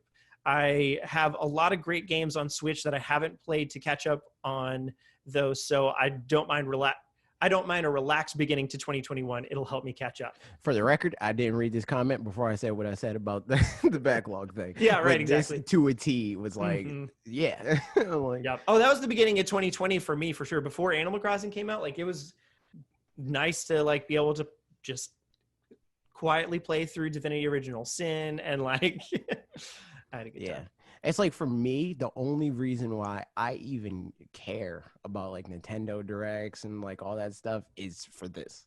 But if they never announced another game and games just came out, I don't care about being hyped that much. Like in fact, I think as like a gamer, I dislike being hyped. I'd rather have the experience of like how I play games like Cyberpunk, right? Where it's like, I'm relatively interested in that, but I'm not super excited for it. So when it comes out, that's fine. But I dislike the Smash Brothers of the world where I see this game and I want to play this game now. And then it's like, it comes out 8 months from now. What good does that do me? Like, I much rather see a game. I know that I'm hyped for that. That's dope. I can play it next month, like that's what I want.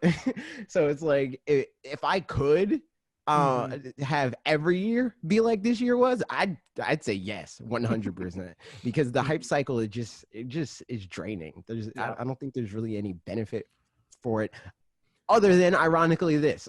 Like that's the only real benefit to this. What do you mean? The YouTube, to like what we're doing, when we make videos and stuff like that, like we benefit from the hype cycle in that way.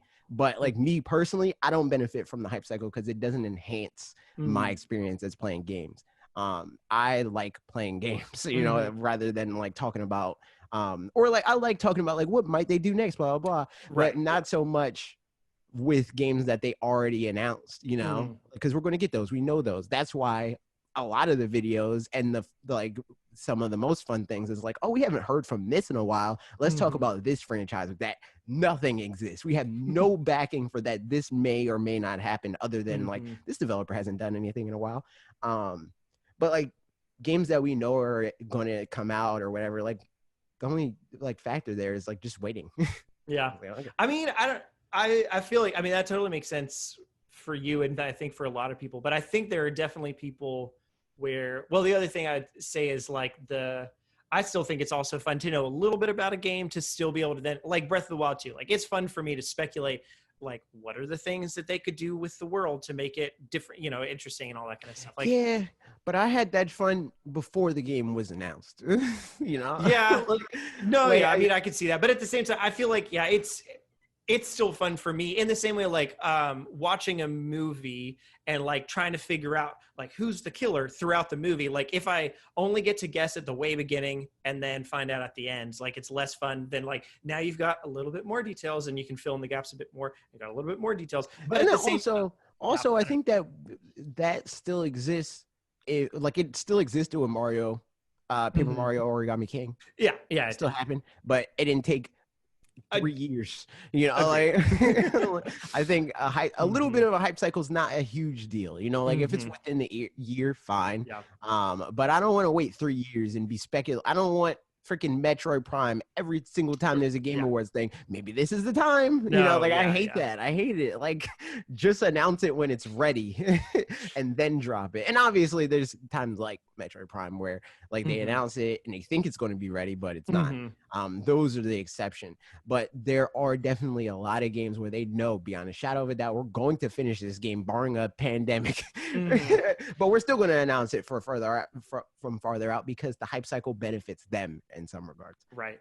Yeah, and I think that is just true where like there are a number of consumers where the hype cycle actually makes them more invested just in general in the platform and makes it to where like they'll buy, because the thing Nintendo wants is not only for more people to buy that game that's eventually coming out, but like to this be the platform that they're buying all their indie games on and like buy other stuff. So I think and there's some personality. That's definitely like, I think that that's why it makes sense to be like, here are games that are coming out for the rest of the year, right?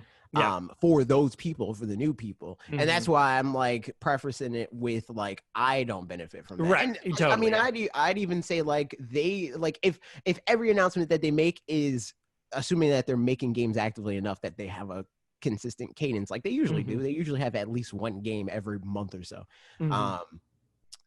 With that cadence, even if they are announcing games 2 months before they drop, they still have that, you know, they just don't have as far out of a thing. And sometimes maybe not as big of games, but there's ways to get around that where it's like, we do have games in this franchise and like Animal Crossing, right? Like we weren't on a real Animal Crossing hype cycle until last year, but we knew an Animal Crossing game was in development. That's enough for me. You know, like if I know, like, oh, we're working on this franchise and this franchise and this franchise, that's cool. But when we see like these CG target render trailers and they're like, this game may or may not come out in the next 4 years. I don't need that. I definitely like there. If any of that, just super few and far between. Like I'm fine with having one or two games that are more like that, where it's like, this is coming around eventually. But at the same time, still, I don't want to know that far in advance so much as that it's happening eventually. And I have complicated feelings about this, but I think everybody does too. And that's why it's hard to like really quantify for even those people. There was one comment I didn't pull just because it was so long. But it was a person that was obviously very upset about those kinds of things and that like Nintendo's the worst and et cetera, et cetera. And sure, you know, whatever. But this comment from Jordan DeBest says, I just can't stand the drip feed by Nintendo. I understand they like to play their cards close to the chest, but come on, don't play that close. Which again, I think generally, like, yes. But I think it's more so because of the uncertainty that a lot of people have, where it's like, oh yeah, but the pandemic, and maybe that means that certain games just won't happen. Right. And I never really had that fear, you know. I was like, they're going to release games. Games are going to come out. If it's more or less than what we're supposed to, of course it's going to be less. But that doesn't mean we're not going to have any, you know. And worst case scenario, those games just further pad out 2021. Yeah. And whatever games then subsequently slip from what was supposed to be 2021, when 2020 games were supposed to be 2020 games. Yeah. And then they went to 2021. They're just going to be 2022. So it's Yeah. like, it's a win-win scenario. And also, like, as we get further in it, you know, it's like that's going to happen with less games because more developers are like developing the infrastructure to deal with developing games from home. Oh, for sure. That's something I meant to mention that in my video, and I scripted it somewhere and then took it out because I was like, I'm gonna mention it somewhere later, but I didn't. But yeah, just the 2021 at this point, like they know how to deal with pandemic stuff, so it's not as, it'll still be slower maybe than it was in its prime, but that doesn't mean, but it's definitely better than it was in April of 2020 or something like that.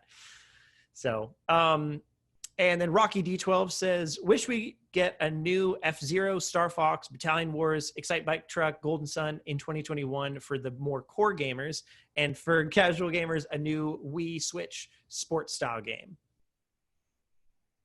Sure. Sure. Yeah, that's a lot of new. I would be surprised. I mean, like, yeah, it would be like we'd see one of those. I don't know how Excite Bike / Truck is a hardcore game. But I guess just like something nostalgic like, coming back. Yeah, sort of it's thing. like Same it's like hardcore in the sense that it's a franchise and only hardcore gamers, unless it's Pokemon, Mario, or Zelda, and Zelda is even borderline. It's only going to like appeal to like hardcore gamers rather than casual. Because casual gamers don't even know most franchises, you know, in the most like strict sense of the word casual, you know. Yeah, right. Like, yeah, Wario Land would fit into that same kind of framework where like where it's like a core gamer game, but like no, I mean it's a casual game, but like it's something that is, you're bringing it back, and that's you know, for the did we ever talk about that one rumor or something that next year there's going to be a Mario sports game and Golden Sun's going to maybe come back? Oh yeah, I can't remember if we talked about that in here, but well, I think we talked about it. I think we talked about it. I think you Twitter. sent me that. I did. I can't think about it too much, but like, it's a rumor, so like, who's to say anything? But I think it was like one of those pretty like King Zell or something, like one of the pretty reputable rumor or leakers or something. So I'm just gonna put this out of my brain for a couple of years and just not think about it. But man, if Golden Sun comes back, I'm excited. I think he said not in 2021 anyway, so I just won't think about it. But that's it from my video. Yeah, I think the big point is just like, again, long story short, 2021, I think it's going to be great. There's a lot of great stuff already lined up for it. So it's more just a thought experiment of like, what happens. I think really it is like, if the people that have been around with the Switch since it launched feel like they're not being tended to at all, then there is a chance that they could just, like the people I've noticed, just kind of lose interest over time. And that even when newer exciting games, that if they were super, like Mitch, for example, there were games that he was more likely to take risks on earlier on in the Switch life cycle because he was just playing the Switch more in general. So it was like, oh, it'd be fun to play another game on the Switch. Whereas now, like, that's just not going to happen. He's going to play games on PC or PS4 or something like that, unless it's one that like really is going to excite him. So I think those games that bring people back to the platform as a whole are important for getting them to buy more breadth of games on the platform. And then that all of that also spills over into continuing the like casual audience transformation into like them playing more games and stuff, instead of just buying one-off game, just Animal Crossing, and then stopping playing it and then dropping it all together. At least that's what I think. So there's that. Actually, I mean, like a specific example too, my sister-in-law who'd been playing Animal Crossing asked me recently, she was like, I mean, I should play more games on the Switch than just Animal Crossing. So like, I don't know, what should I play? But to be perfectly honest, I think if she didn't know that like I'm very invested in this and didn't have anybody else that was invested in this, I don't think she would look for another game. And like, I know other friends of hers that picked up a Switch for Animal Crossing, and that's it. They're just like, they don't specifically care about finding other stuff. So yeah, Nintendo turning those people I think into, that's also a very gamer specific thing, because it's not uncommon for people to spend $300 on one experience and they're fine with that. Yeah, you know? Which is crazy to me. Just like for gamers, it's like, I spent $300 on this. I should have 6 years of entertainment from it at least. I should spend hundreds more dollars. Like, Yeah, that's true. I mean, and that's because just the way that my brain works is like, if I'm putting money into this, this is a thing. Like I'm gonna, I'm not gonna buy a new guitar without doing a whole lot with a new guitar or something. I don't know. Mm-hmm. But I mean, I'm similar, but I value my money less than I do my time. Right. If that makes sense. Mm-hmm. Where it's like I don't need to waste thousands and thousands of hours on this thing to be like, oh, this was worth however much money I spent on it, right? For me, it's like there could be one game that, like, again, Smash Brothers could be the only game that's on Switch for me, and that would be worth my $300 because the value of the time that I spent on it, for that one game and stuff like that, and not even necessarily, again, not the like amount of hours per se, but the amount of fun that I had within those hours is worth that money. And again, like for that much entertainment, $300 is a bargain. Well, for me specific hashtag free product because I didn't pay for Smash Brothers specifically. FTC, leave me alone. Breathing down your neck every day. I always see. I just need to make sure that because like I hate having to say that because it feels like I'm bragging, but I'm not bragging. I'm just saying I got this game for free, so legally I'm not going to get in trouble. So but that's that topic. It was one that was on my mind, and probably right before the Game Awards was bad timing for it because like people don't want to care about that right now, but who cares? That's fine. Hopefully everybody enjoyed it if you watched it. And if not, I don't know what to tell you. That's the one I made. So next week. All right, cool. Now on to Q&A, the Q&A part of the podcast. We've got some questions from YouTube community. I posted the picture of Sephiroth and Mario, so a couple of these are just responses to that. Emerald said, the definition of a scarring image. Shepherd Boy says, I don't think anyone saw Sephiroth coming. Certainly not Mario. I think that's all the Sephiroth ones. So continuing on. John Enquist murdered this man. Before Smash Brothers Ultimate, I would have been shocked, but like they killed Luigi 2 times before the game even came out. So like right. No, they killed him way more than 2. They murdered Luigi so many times. Yeah, he dies a lot. It's sad. John Enquist said, what's good with Elden Ring and Hollow Knight Silksong?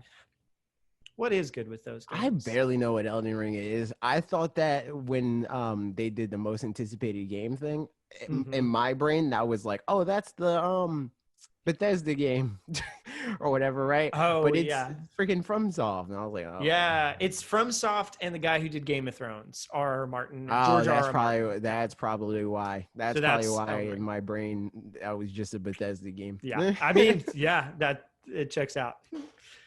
I don't know when in the world Hollow Knight I feel like Hollow Knight is gonna. I think that's going to be a Meat Boy Forever situation. I know. Where like when it's done, and then they'll be like, it comes out 3 weeks from now. I could see it. Also, side note, a number of years in the past, we've gotten an Indie World the week after the Game Awards. So heads up. Nah, man, we got it during the ads. We got the Indie World commercial. So there's that. But yeah, possible chance that we get an Indie World this next week. And if not, we're not going to get it in December, I don't think, because they're not going to cut it that close to Christmas. But something to be looking out for. But maybe Silksong shows up then. That would be cool. And if not, then the next week, and then the next week, and the next week. I just want. What if they do? What if they do it on Christmas? And like every game is like, and it's available now. Like that's every game. That's true. That's a strat because. But every game is Christmas themed, so. No, that would be dumb. They're all dumb. Stupid. But like not real Christmas theme, but like Santa Christmas theme would be dumb. Yeah, it'd be stupid, and I hate it. But but like, because I know, like as a kid, I'd have a whole bunch of like freaking eShop gift cards and stuff burn a hole in my pocket. So like, if they had a freaking Indie World being like, this is available now, and this is available, there's so much games that I could just get. Like they're just there. That's true. It's a strat, dude. That's a strat. Andrew Vasque said, did they name sand because it's in between the sea and the land? Or am I tripping? Probably yes, both of those things. Sam Diaz said, what are some games where the world draws you in the second you press start? Pokemon. Which one? Any of them? All of them. Hmm. Except for the older games because they're trash now. But like specifically like Pokemon when it's the newest one. Because like the older Pokemon games, all I can think about is like how the newer game is more convenient in however many ways. And I'm like, well, why can't I do this? You know? Yeah, man. I mean, obviously Breath of the Wild. Mario Odyssey for sure. Well, to a point. Breath of the Wild did initially, but now I get off of the plateau and I'm like, well, I don't care about it. I mean, honestly, I think the real thing is any game where gameplay happens very soon. Yes, I think that's like the main. Like there can be an opening cutscene or Spider-Man, something. You literally just jump out the window. Like, like the first 4 seconds of the game, it's like, oh, I'm controlling him now. Okay.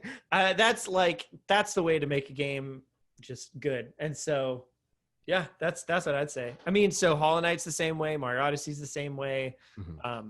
Any of those. Yeah. Goldfish says, hey guys, hope you're doing well. Hello. Thanks. I'm doing great. How are you? Sephiroth's announcement for Smash last night made me start to think about what other characters from Final Fantasy would look like in Smash. My thoughts then turned to Yuna from Final Fantasy X. Because she's a summoner, it'd be interesting to have her play almost like a Pokemon trainer, where you get to switch between her various summons. If they were to have a Pokemon trainer-like character from a franchise outside of Pokemon, what would you want or think could work? Also, Yu-Gi-Oh! Oh, that would be interesting. No, because he's not a video game. Can't do it. Oh, that's true. That is funny that like Pokemon and Yu-Gi-Oh! In some ways are very similar, but like Pokemon was video game first and then card game and then yeah, I feel like Pokemon. I mean, Yu-Gi-Oh! Was like the only one to come out of that era unscathed, and also to become like a mega media like. Or not as big, obviously, but like they've sold, like they're the best-selling card game. You know, it's sold like however X billion cards. Like, are they for real? Yeah, more than Magic or Pokemon. I'm pretty sure. Yeah, from the last stat that I saw in a recent video, though, was in like 2011. They were at like 1.5 billion cards or something like that. It does look okay. So looking at it now, it looks like. As of spring 2019, it's Magic the Gathering, Pokemon, Keyforge, Yu-Gi-Oh! So, I mean, it's still up there. I mean, that's still in top 5. Like, that's doing great. Yeah, that's still crazy. That, like, every other thing, like, people care about Digimon. You know, like, there are Ians that are wrong, you know? But, like, largely, every other franchise kind of lost that war. But Yu-Gi-Oh! Is, like, the only other one that also, like, there's a new franchise every year, you know, like that type of crap. Yeah, that's crazy. It's very weird. I'm looking at, but no, not that because it's not. They would never do that because it wasn't originally a video game. I mean, but it would still be fun, you know. So like, regardless of whether they do it or not. Then I guess that's the answer. What's yours? I mean, an easy answer is Xenoblade, in some regard, but it would be different. But yeah, because like your blades are different and all that stuff, so you could just like switch out some blades. But even then, I don't know how different they would really be. So I don't know. Yeah. I'll have to come back to that because I don't want to just have a bunch of silence while I'm thinking. But I'll think while you answer the second part of this question. If you could have a character from any Nintendo IP, who would they be? Another Pokemon trainer. I already said this. But what's your backup? Any other one, I guess. Who would I want? I guess I'd say Breath of the Wild Zelda and yeet the other one. And hopefully the Breath of the Wild Zelda is less toxic online. Makes sense. I don't get because the freaking Sakurai was like, we went with this design because Breath of the Wild Zelda is more of a scholar or some stupid crap like that. Yeah, like, are you kidding me? She looks like the most fighter like Zelda out of every Zelda by far. Like absolutely. Yeah. Also, I thought of my answer for the first part. Either Octopath Traveler or some other RPG cast of characters where like you could switch between the, you know, because like if you're going around in those kinds of games, you're like playing as the 3 characters from GTA, GTA 5. Yeah, I mean, or That's my new answer. Freaking Trevor, Michael. Wait, what? His name's Michael? Who's the other? Truly, I don't know. Trevor. I gotta look it up now. Look Trevor, it up. Michael, And character from any Nintendo IP. I mean, I'd say Golden Sun. So obviously Golden Sun. But yeah, otherwise, like, my easy answers are Golden Sun, Xenoblade, Chronicles Franklin. 2. That's the other character. Franklin. I was What like, what a silly name. Franklin's the black one, and Trevor's the crazy one, and Michael's the rich dude that hates his son. There it is. So yeah, there you go. GTA 5 and Smash. Let's do it. That'd be so. It'd be funny. I would love it. Cool says, guess Nintendo really had nothing other than Sephiroth, which is a big deal in itself. But I wanted something other than, hey, look, remember this game we have? Buy it now, please. Yeah, I agree. Also, do you think Bayonetta 3 and Metroid Prime 4 can join the 10 million club? No way. No way. Bayonetta. Certainly not Bayonetta. Yeah. Metroid Prime, possibly. I could see it. If it's a Breath of the Wild sort of thing, yeah, maybe. But Bayonetta, which kind of seems like that. It seems like they're trying to make, and I've talked about this before, but it seems like they're trying to make Metroid Prime 4 their jab at Sony, where it's like, we too can make super big narrative games that are like, more movies than they are games. I doubt it's gonna be that though. No, yeah. But it's gonna have more cutscenes than the typical Nintendo game, I think. Yeah. And I mean, also if it has online multiplayer and that is talked about in high regard, that'll be a big thing. So like, yeah, I think Metroid Prime 4 has a chance depending on how that turns out. I think Bayonetta 3 max has potential to sell maybe 5 million copies, maybe, and that's a very like optimistic look on that. I think like the most realistic look at Bayonetta 3 is somewhere around 2 million, 2 or 3. Yeah. I think it's a hard sell with that one, the fact that it's a mature game. I mean, just as far as like selling to the masses, and like just the theming and the like, I think there's a lot of things that'll just make it. I think more than anything, I think it's just the gameplay isn't super appealing to the masses because one of the most successful games of all time is Grand Theft Auto 5. I don't think that like it being a mature game doesn't really have anything to do with it. Yeah. But it's just, I don't think that the gameplay and like the world of Bayonetta 3 specifically, it's like it's too close to the nerd stuff. Yeah. No, it is for sure. So yeah, we'll see. I'm not gonna lie, I'm a little bit surprised that Smash was all that we got. Like, I don't know. I've definitely expected. I'm not surprised at the same time. I go into every Nintendo thing not expecting them to do literally anything, and not in like in a way that it's like, we're going to give them a pass or whatever, but more so in a way that like I don't know what to expect from them. That's why I'm not disappointed. I'm just surprised. I think that's the key difference is that I do feel like I think like way in advance, if somebody like the week before, if we did a prediction show or whatever for the Game Awards, I wouldn't have like had anything like concrete to be like, I think that this is going to happen because this and this. Once I saw that they're announcing a Smash Bros character, if we were to do a prediction show, then I probably would have said, they're probably just going to bring the Smash Bros character. Because it does seem like they usually come to the Game Awards with either a lot of like A to B tier level announcements, or they come with one like S tier announcement and some, multi-plat stuff. And that's kind of what they did here, where they're like Sephiroth is a huge thing, it's going to like make all our headlines that we need. And then we had the multi-plats from our third party partners and stuff. So, and exclusives, I guess. Right. So. Yep.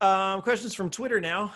Max Wright says, now the Switch has been the best-selling console in the U.S. for 2 years running, do you think that we're going to start to see the system's growth slow down right now, slow right down as next gen starts to become more available, or do you think 2021 might be another record breaker?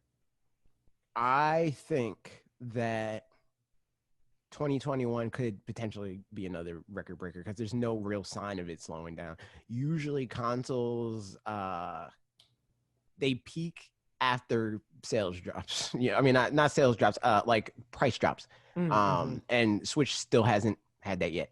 Yeah. So and they honestly could have multiple where it's like they're like, all right, we're dropping the price of the Switch Lite. It's 150 now, and that could be another huge hike to Switch sales. And they're like, okay, we're going to drop the price of the regular Switch now. It's 250. You know, like I think that they still have a lot of mileage cards that up they their can sleeves get and out of the Switch. Yeah. Honestly, because it's like it's breaking all these records at retail price. It's never had an official sale. So I think that there's still plenty of life left in the Switch. Whether it'll be the best-selling console in the Americas for another 24 months straight, I doubt it. Yeah. I think that it'll still be up there. I think it won't be a thing of like, okay, now PlayStation is just going to run away with it now. I don't think that's going to happen. I think like for like maybe the first few months after they have like a steady pull of stock, it'll probably be number one, but they're going to trade occasionally. I think. I don't think, basically what I'm saying is I don't think that the PlayStation 5 is going to have 2 years running after that, you know? Right. Yeah, no, I'm totally on board. I agree. As far as just like, I think there is a question of, again, like the video from this week, the mind share of the people that are, PS5, Xbox Series X owners or whatever. The ideal for Switch would be to still stay the secondary console, at least, because like when the Switch came out, it definitely, like Bob being a great example, I think was, he talked a lot about it being, that was going to be his secondary console. Like, oh, if you got a PS4, might as well get a Switch as well. And then at some point it swapped to where that was his main console. But I then think that was just always the case. I think like theoretically he was like, yeah, it's probably a good secondary console, but it just ended up being his primary console. Yeah. So, but I do feel like Nintendo's software is going to be the thing that determines whether or not it stays just relevant to the people that could easily just move on from it because they have a new shiny thing. Because the Switch has been the new shiny thing for 3 years now. So, but the software lineup's the thing for the existing user base. And then I think that, helps reinforce the overall like positive vibes about the Switch, blah, blah, blah, blah, blah. But like you said, I think them being able to do sales drops, being able to do new hardware if they have a Switch Pro or something like that, any of those kinds of things are like, very strong also, it's sales potential for them. Just the fact that they had Animal Crossing, a game that sold over 20 million units in less than a year, and there's no PlayStation 4, no Xbox, no PC. Well, there's PC games like over a long period of time or whatever that have done that, I think that says all we need to know about like the power of like their sales potential is like their games truly do move their hardware. So like they drop Breath of the Wild 2, they're going to break more records. Yep. Next question from Falcon says, where's Bayonetta 3? Thinking face. I honestly think at this point, like we're getting to the point where they'll announce it and it'll be out within 3 months, kind of a thing. Like, yeah. I don't know when they announce it for sure. I honestly wouldn't be surprised if it was within the first 6 months of 2021, but at the same time, who knows? But yeah, I think it's going to be like the next time we see it is pretty much release time. Yeah, I think it's unfortunate because like that. I think that the best time for Bayonetta 3 would have probably been this year. Yeah, because there's like, I mean, like you were saying before, it was like as far as like the holiday, there's no other like huge game on Switch for them to drop. Yeah, and like if they like any other time, and it's not so much a thing of like, oh man, there's nothing to play, blah blah blah, like that sort of thing. Right. No, totally. It's more so the thing of like when they do have a year where they have, because Nintendo likes to stack their release windows. They like to be like, okay, we're releasing a game in this month, so we want to have another game released within 3 weeks of that last game. You know, Bayonetta would drown in that environment. So I think that like the best time to release Bayonetta 3 is like when it's not in the proximity of anything else that even approaches how hype people are about that game, because it'll nerf its sales hard. Yeah. So hopefully that. Yeah, I don't know. Chad Dominique says, with the reveal of Sephiroth, we now have 1 rep from Atlas Sega, 2 from Square Enix, 2 from Microsoft, 1 from SNK, and 3 from Nintendo, counting Plant, as DLC fighters. What other major gaming companies / developers do you think still need adequate representation in Smash? Sony, I guess. Yeah. So, I'm thinking. I mean, I know people have mentioned like Koei Tecmo. That seems valid.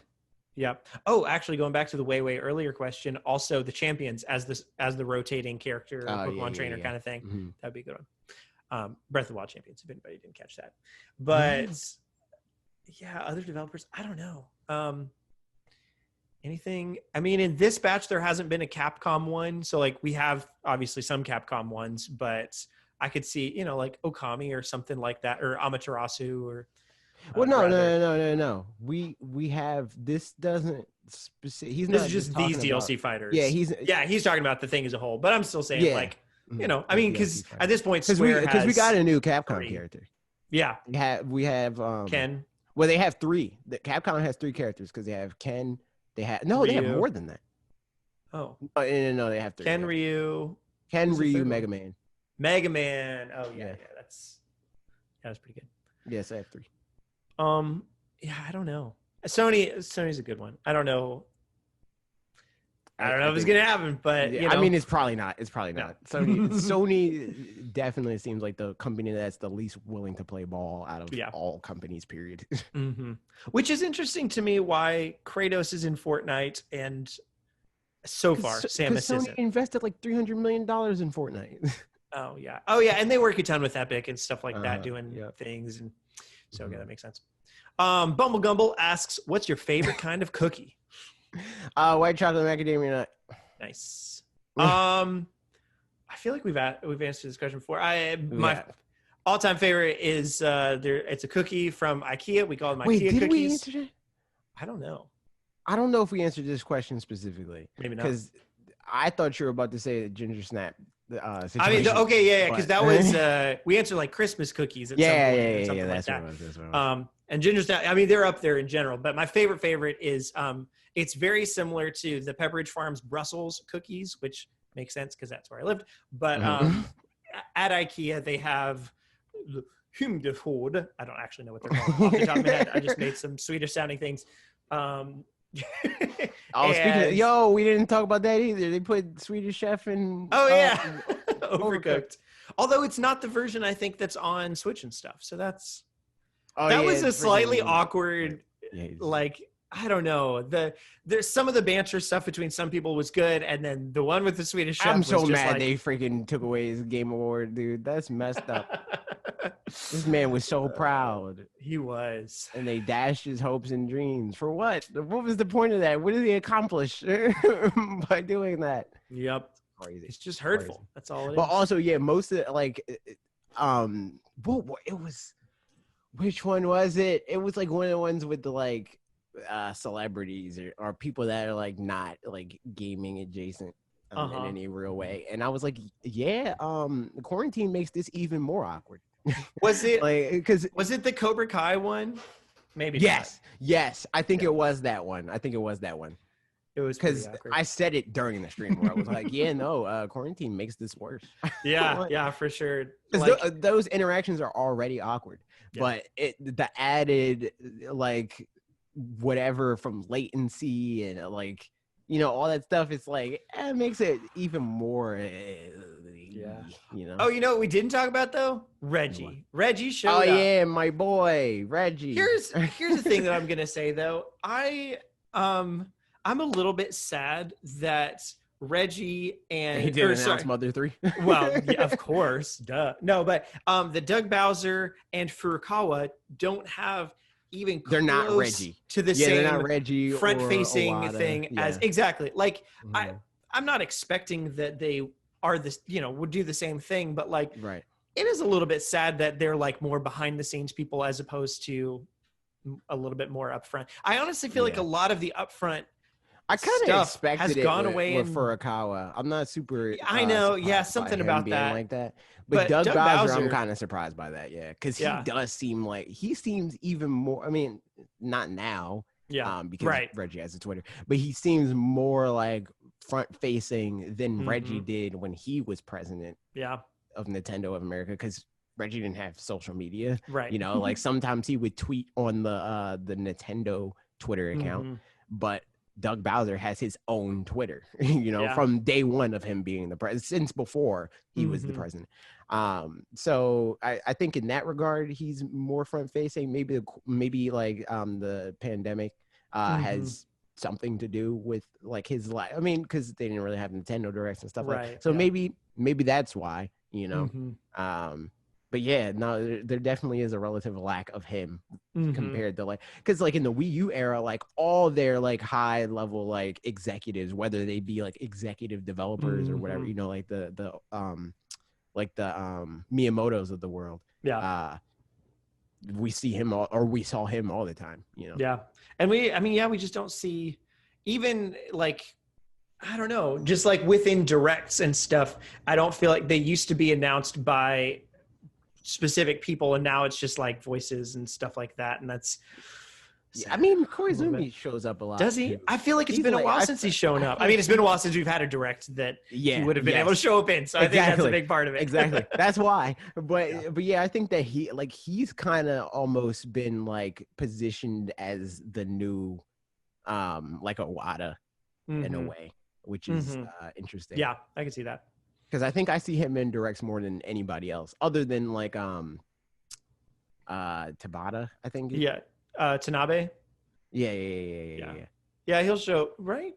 I think. I don't know. No, he's there's who is the head of their gaming, like all their gaming relations, like with their developers and stuff like that.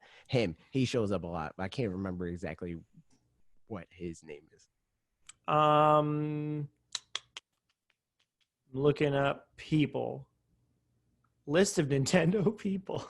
This is on the Nintendo fandom site. Nintendo of where's Nintendo of Japan?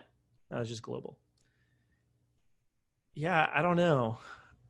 Yamauchi. No, that's all the past presidents and stuff.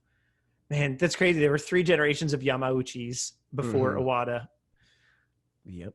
I mean, and they were a family business. Oh my goodness. Hiroshi Yamauchi was the president from 1949 to 2002. Mm-hmm. Goodness. And his grandpa was from 1889 to 1929. That's so crazy.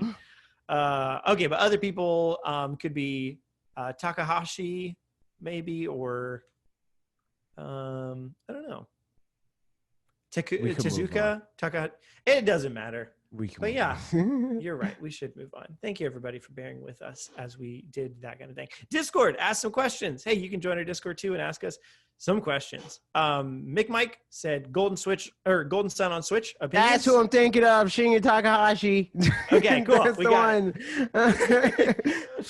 It. But yes, I agree. Because he was it doesn't matter. Takahashi. He's the director, the senior managing executive officer of all the like developers and stuff like that. So he'll usually be the like the through line of like, and this is what Pokemon company is working on. And he and Koizumi were the ones kind of doing, and Kimishima were the ones doing the like initial Nintendo Switch presentation thing. Yeah. So he's a face we recognize. But yeah, we just don't see them as much anymore. But yeah, Golden Sun on Switch opinions. Heck yeah, man. Just do it so much. All the way, whether that be the old games coming back or a new game. I want it for Parker. Yeah. Falcon says this. He asked this before it was revealed. How did you feel about the character they chose to reveal as the next DLC for Smash at the Game Awards? Super mid. Don't really care on any level. Usually I care one way or the other. Where it's like, oh, they're going to be cool to fight, or like, blah, blah. But I don't even care about him in that way because he's just another sword fighter, and like, I don't care. Like even Byleth, I was like, Byleth, there's some interesting stuff about Byleth. But this is just too much. We got too much. Yeah. Too many swords. I mean, I'm sure he'll have some extra mechanics of some sort, but it seems like they're probably just going to be the kind of extra mechanics. Just that looking at him, he does bit. look like there's like some stuff that's like, it looks like maybe he has like tough guy, like Bowser's mechanic of like where he could just jab out of combos and stuff. But nothing that makes me be like, oh, this is a interesting character. Can't wait to dive in. I don't care about him at all. Yep. Alec is Baking asked, how about Nintendo saying video games are dumb by upstaging the Game Awards? He said upstaging. He said Disney. Did I not say Disney? You said, how about Nintendo? How about Disney saying video games are dumb by upstaging the Game Awards with all their announcements? That was crazy because it's like, I didn't even know that was happening. And then it was like, oh, there's an Ahsoka mini series or show or whatever. And they're like, freaking all these people are they were doing that beforehand, the Spider-Man thing where it's like, and this person's coming to Spider-Man and this person's coming to Spider-Man. But yeah, like I saw that all after the fact, like the Moana animated series, and like there's so much stuff. I was like, Jesus. I actually haven't seen any of that. I saw earlier in the day they had like an investor briefing or something where they were like, there will be 10 like Star Wars shows. It was super vague. But and then they went through it. Yeah, I saw that too, where it's like, oh, okay, funny. Whatever. I need to look up what all that is, and they did it so bad. I'm convinced Will's probably their social media manager because Will hates threads. I'm like, why didn't they thread it differently? Willow? Like, why isn't this? What are they doing with Willow? I don't know. I'm looking it up right now. I'm super excited about this. I don't even know what that means. Oh, it's a series. What is that? Willow is it was kind of like Lord of the Rings Lord of the Rings in movie form before Lord of the Rings in movie form. Gotcha. I mean, there were Lord of the Rings movies, but they were like animated or whatever and bad. Maybe not bad, but just different. Willow, pretty much, it's 1989 or something. Val Kilmer, and which is very silly and fun, and some other people. But it's like this town of essentially hobbits, but like little people find a full-size baby. And they're like, what's this baby doing here? That's crazy. And then there's some and the guy's like, I'm just going to go take this baby and try to find its mom. And then goes and tries to find it. And then there's a prophecy about it. And the baby is like the thing that can like save the world and stuff. Baby. And so it's just like, I mean, pretty much is that, a story fashioned after that, I guess. But yeah, it's just a fun, like romp kind of thing. But they're making a show apparently in 2022, which is far away. So it's true, but it's good. I showed it to Ashley at some point in quarantine. I was like, I don't know, maybe you like Willow. I think it's great, so we should watch it. And she was like, I don't know. And we watched it, and then she was like, where can we find more things like Willow? Because it was great. And I was like, yeah, that's yeah. This is the way. I didn't know it existed until this moment. So there it is. So there it is. Thank you, Alec. Good question. Duncan, hello, Duncan, says, how in the world did No Man's Sky win? Come on, dude. Win best ongoing game over Fortnite? Even Sean Murray wasn't prepared for that. Thonk. I don't know. I was like literally talking about that as we're like, who's gonna win? Blah blah. I was like, I don't think that we should reward that. Where it's like yeah, like they made a huge turnaround and stuff like that. But like, does that make it better than the games that never had to do that? I don't know. Right. Yeah. Yeah. I mean, Fortnite also, like, I know like Mitch and some other friends of mine still play Destiny 2 a lot, and apparently it's doing pretty well. So like, I don't know. I mean, I'm sure there's lots of games that are still doing things and people enjoy playing them and all that stuff, but I'm with you as far as like most improved when is maybe not as valuable. That's a different award entirely. Yeah. But at the same time, I mean, like maybe, it means that in 2020, you're having more cool moments with it than you should have had in 2017, but you didn't because that's not when they happened or something like that. Yeah. Interesting stuff. Grimhane asks, why isn't there more celebration over the best game, sweeping all the awards it was nominated for? Among Us getting best multiplayer and best mobile. Clean sweep. Clearly, this should have been the headline. And then Mega Man, who changed his name to Mega Band, no, said, he didn't. Grimhane. Oh, Grimhane. Oh, yeah, Grimhane obviously. I didn't know that. you could do that. Yeah, he can because he's a mod. There you go. Said, why is Grimhane always so sus? I will say so Ashley and I watch like one of the channels we like to put on is Grand Pooh Bear, who mostly streams AOC. Is that one of your favorite channels? He mostly streamed Mario Maker stuff for a while, and then like has since expanded over this year. But he started doing Among Us stuff with some of his friends, and those are the videos that like we'll go back and watch, or not go back and watch, but like we'll watch those to where now we'll put up Mario ones, and we're like, yeah, whatever. Mm. But the Among Us ones, they're just fun to watch because like bantering with friends and stuff. So yeah, I mean, I haven't had a lot of people around to be able to, like, I've only played it with you guys. I played it with you, with people on this content creator stream, did the one with the community. That was great. And then played it twice with friends IRL. And that's it. So I actually haven't played that much, but it's fun. I played it a decent amount with a different assortment of people, many of which included Grimhane because he's obsessed and has a problem. He does. We love you, Grimhane. Seek help. But yeah, like, I don't know. I think that for me, it was like, I don't know why Among Us was nominated. It was nominated for everything but the thing it should have been nominated for, and that's best ongoing game because it came out 2 years ago, so it doesn't make any sense. Right. Like, I think that part of it is dumb. But like, I mean, best mobile game out of all the other mobile games it was nominated against, that makes sense. Best multiplayer, I don't know about that. I mean, that's like almost kind of the same. I don't think quite that, like, it's not quite as much as Jackbox, but like same kind of idea where it's like it totally depends on the people you're playing with. Exactly. So, but it does do a good job of giving you a good setup to have fun with people. Yeah, so that's a thing for sure. I agree with what Grimhane is like.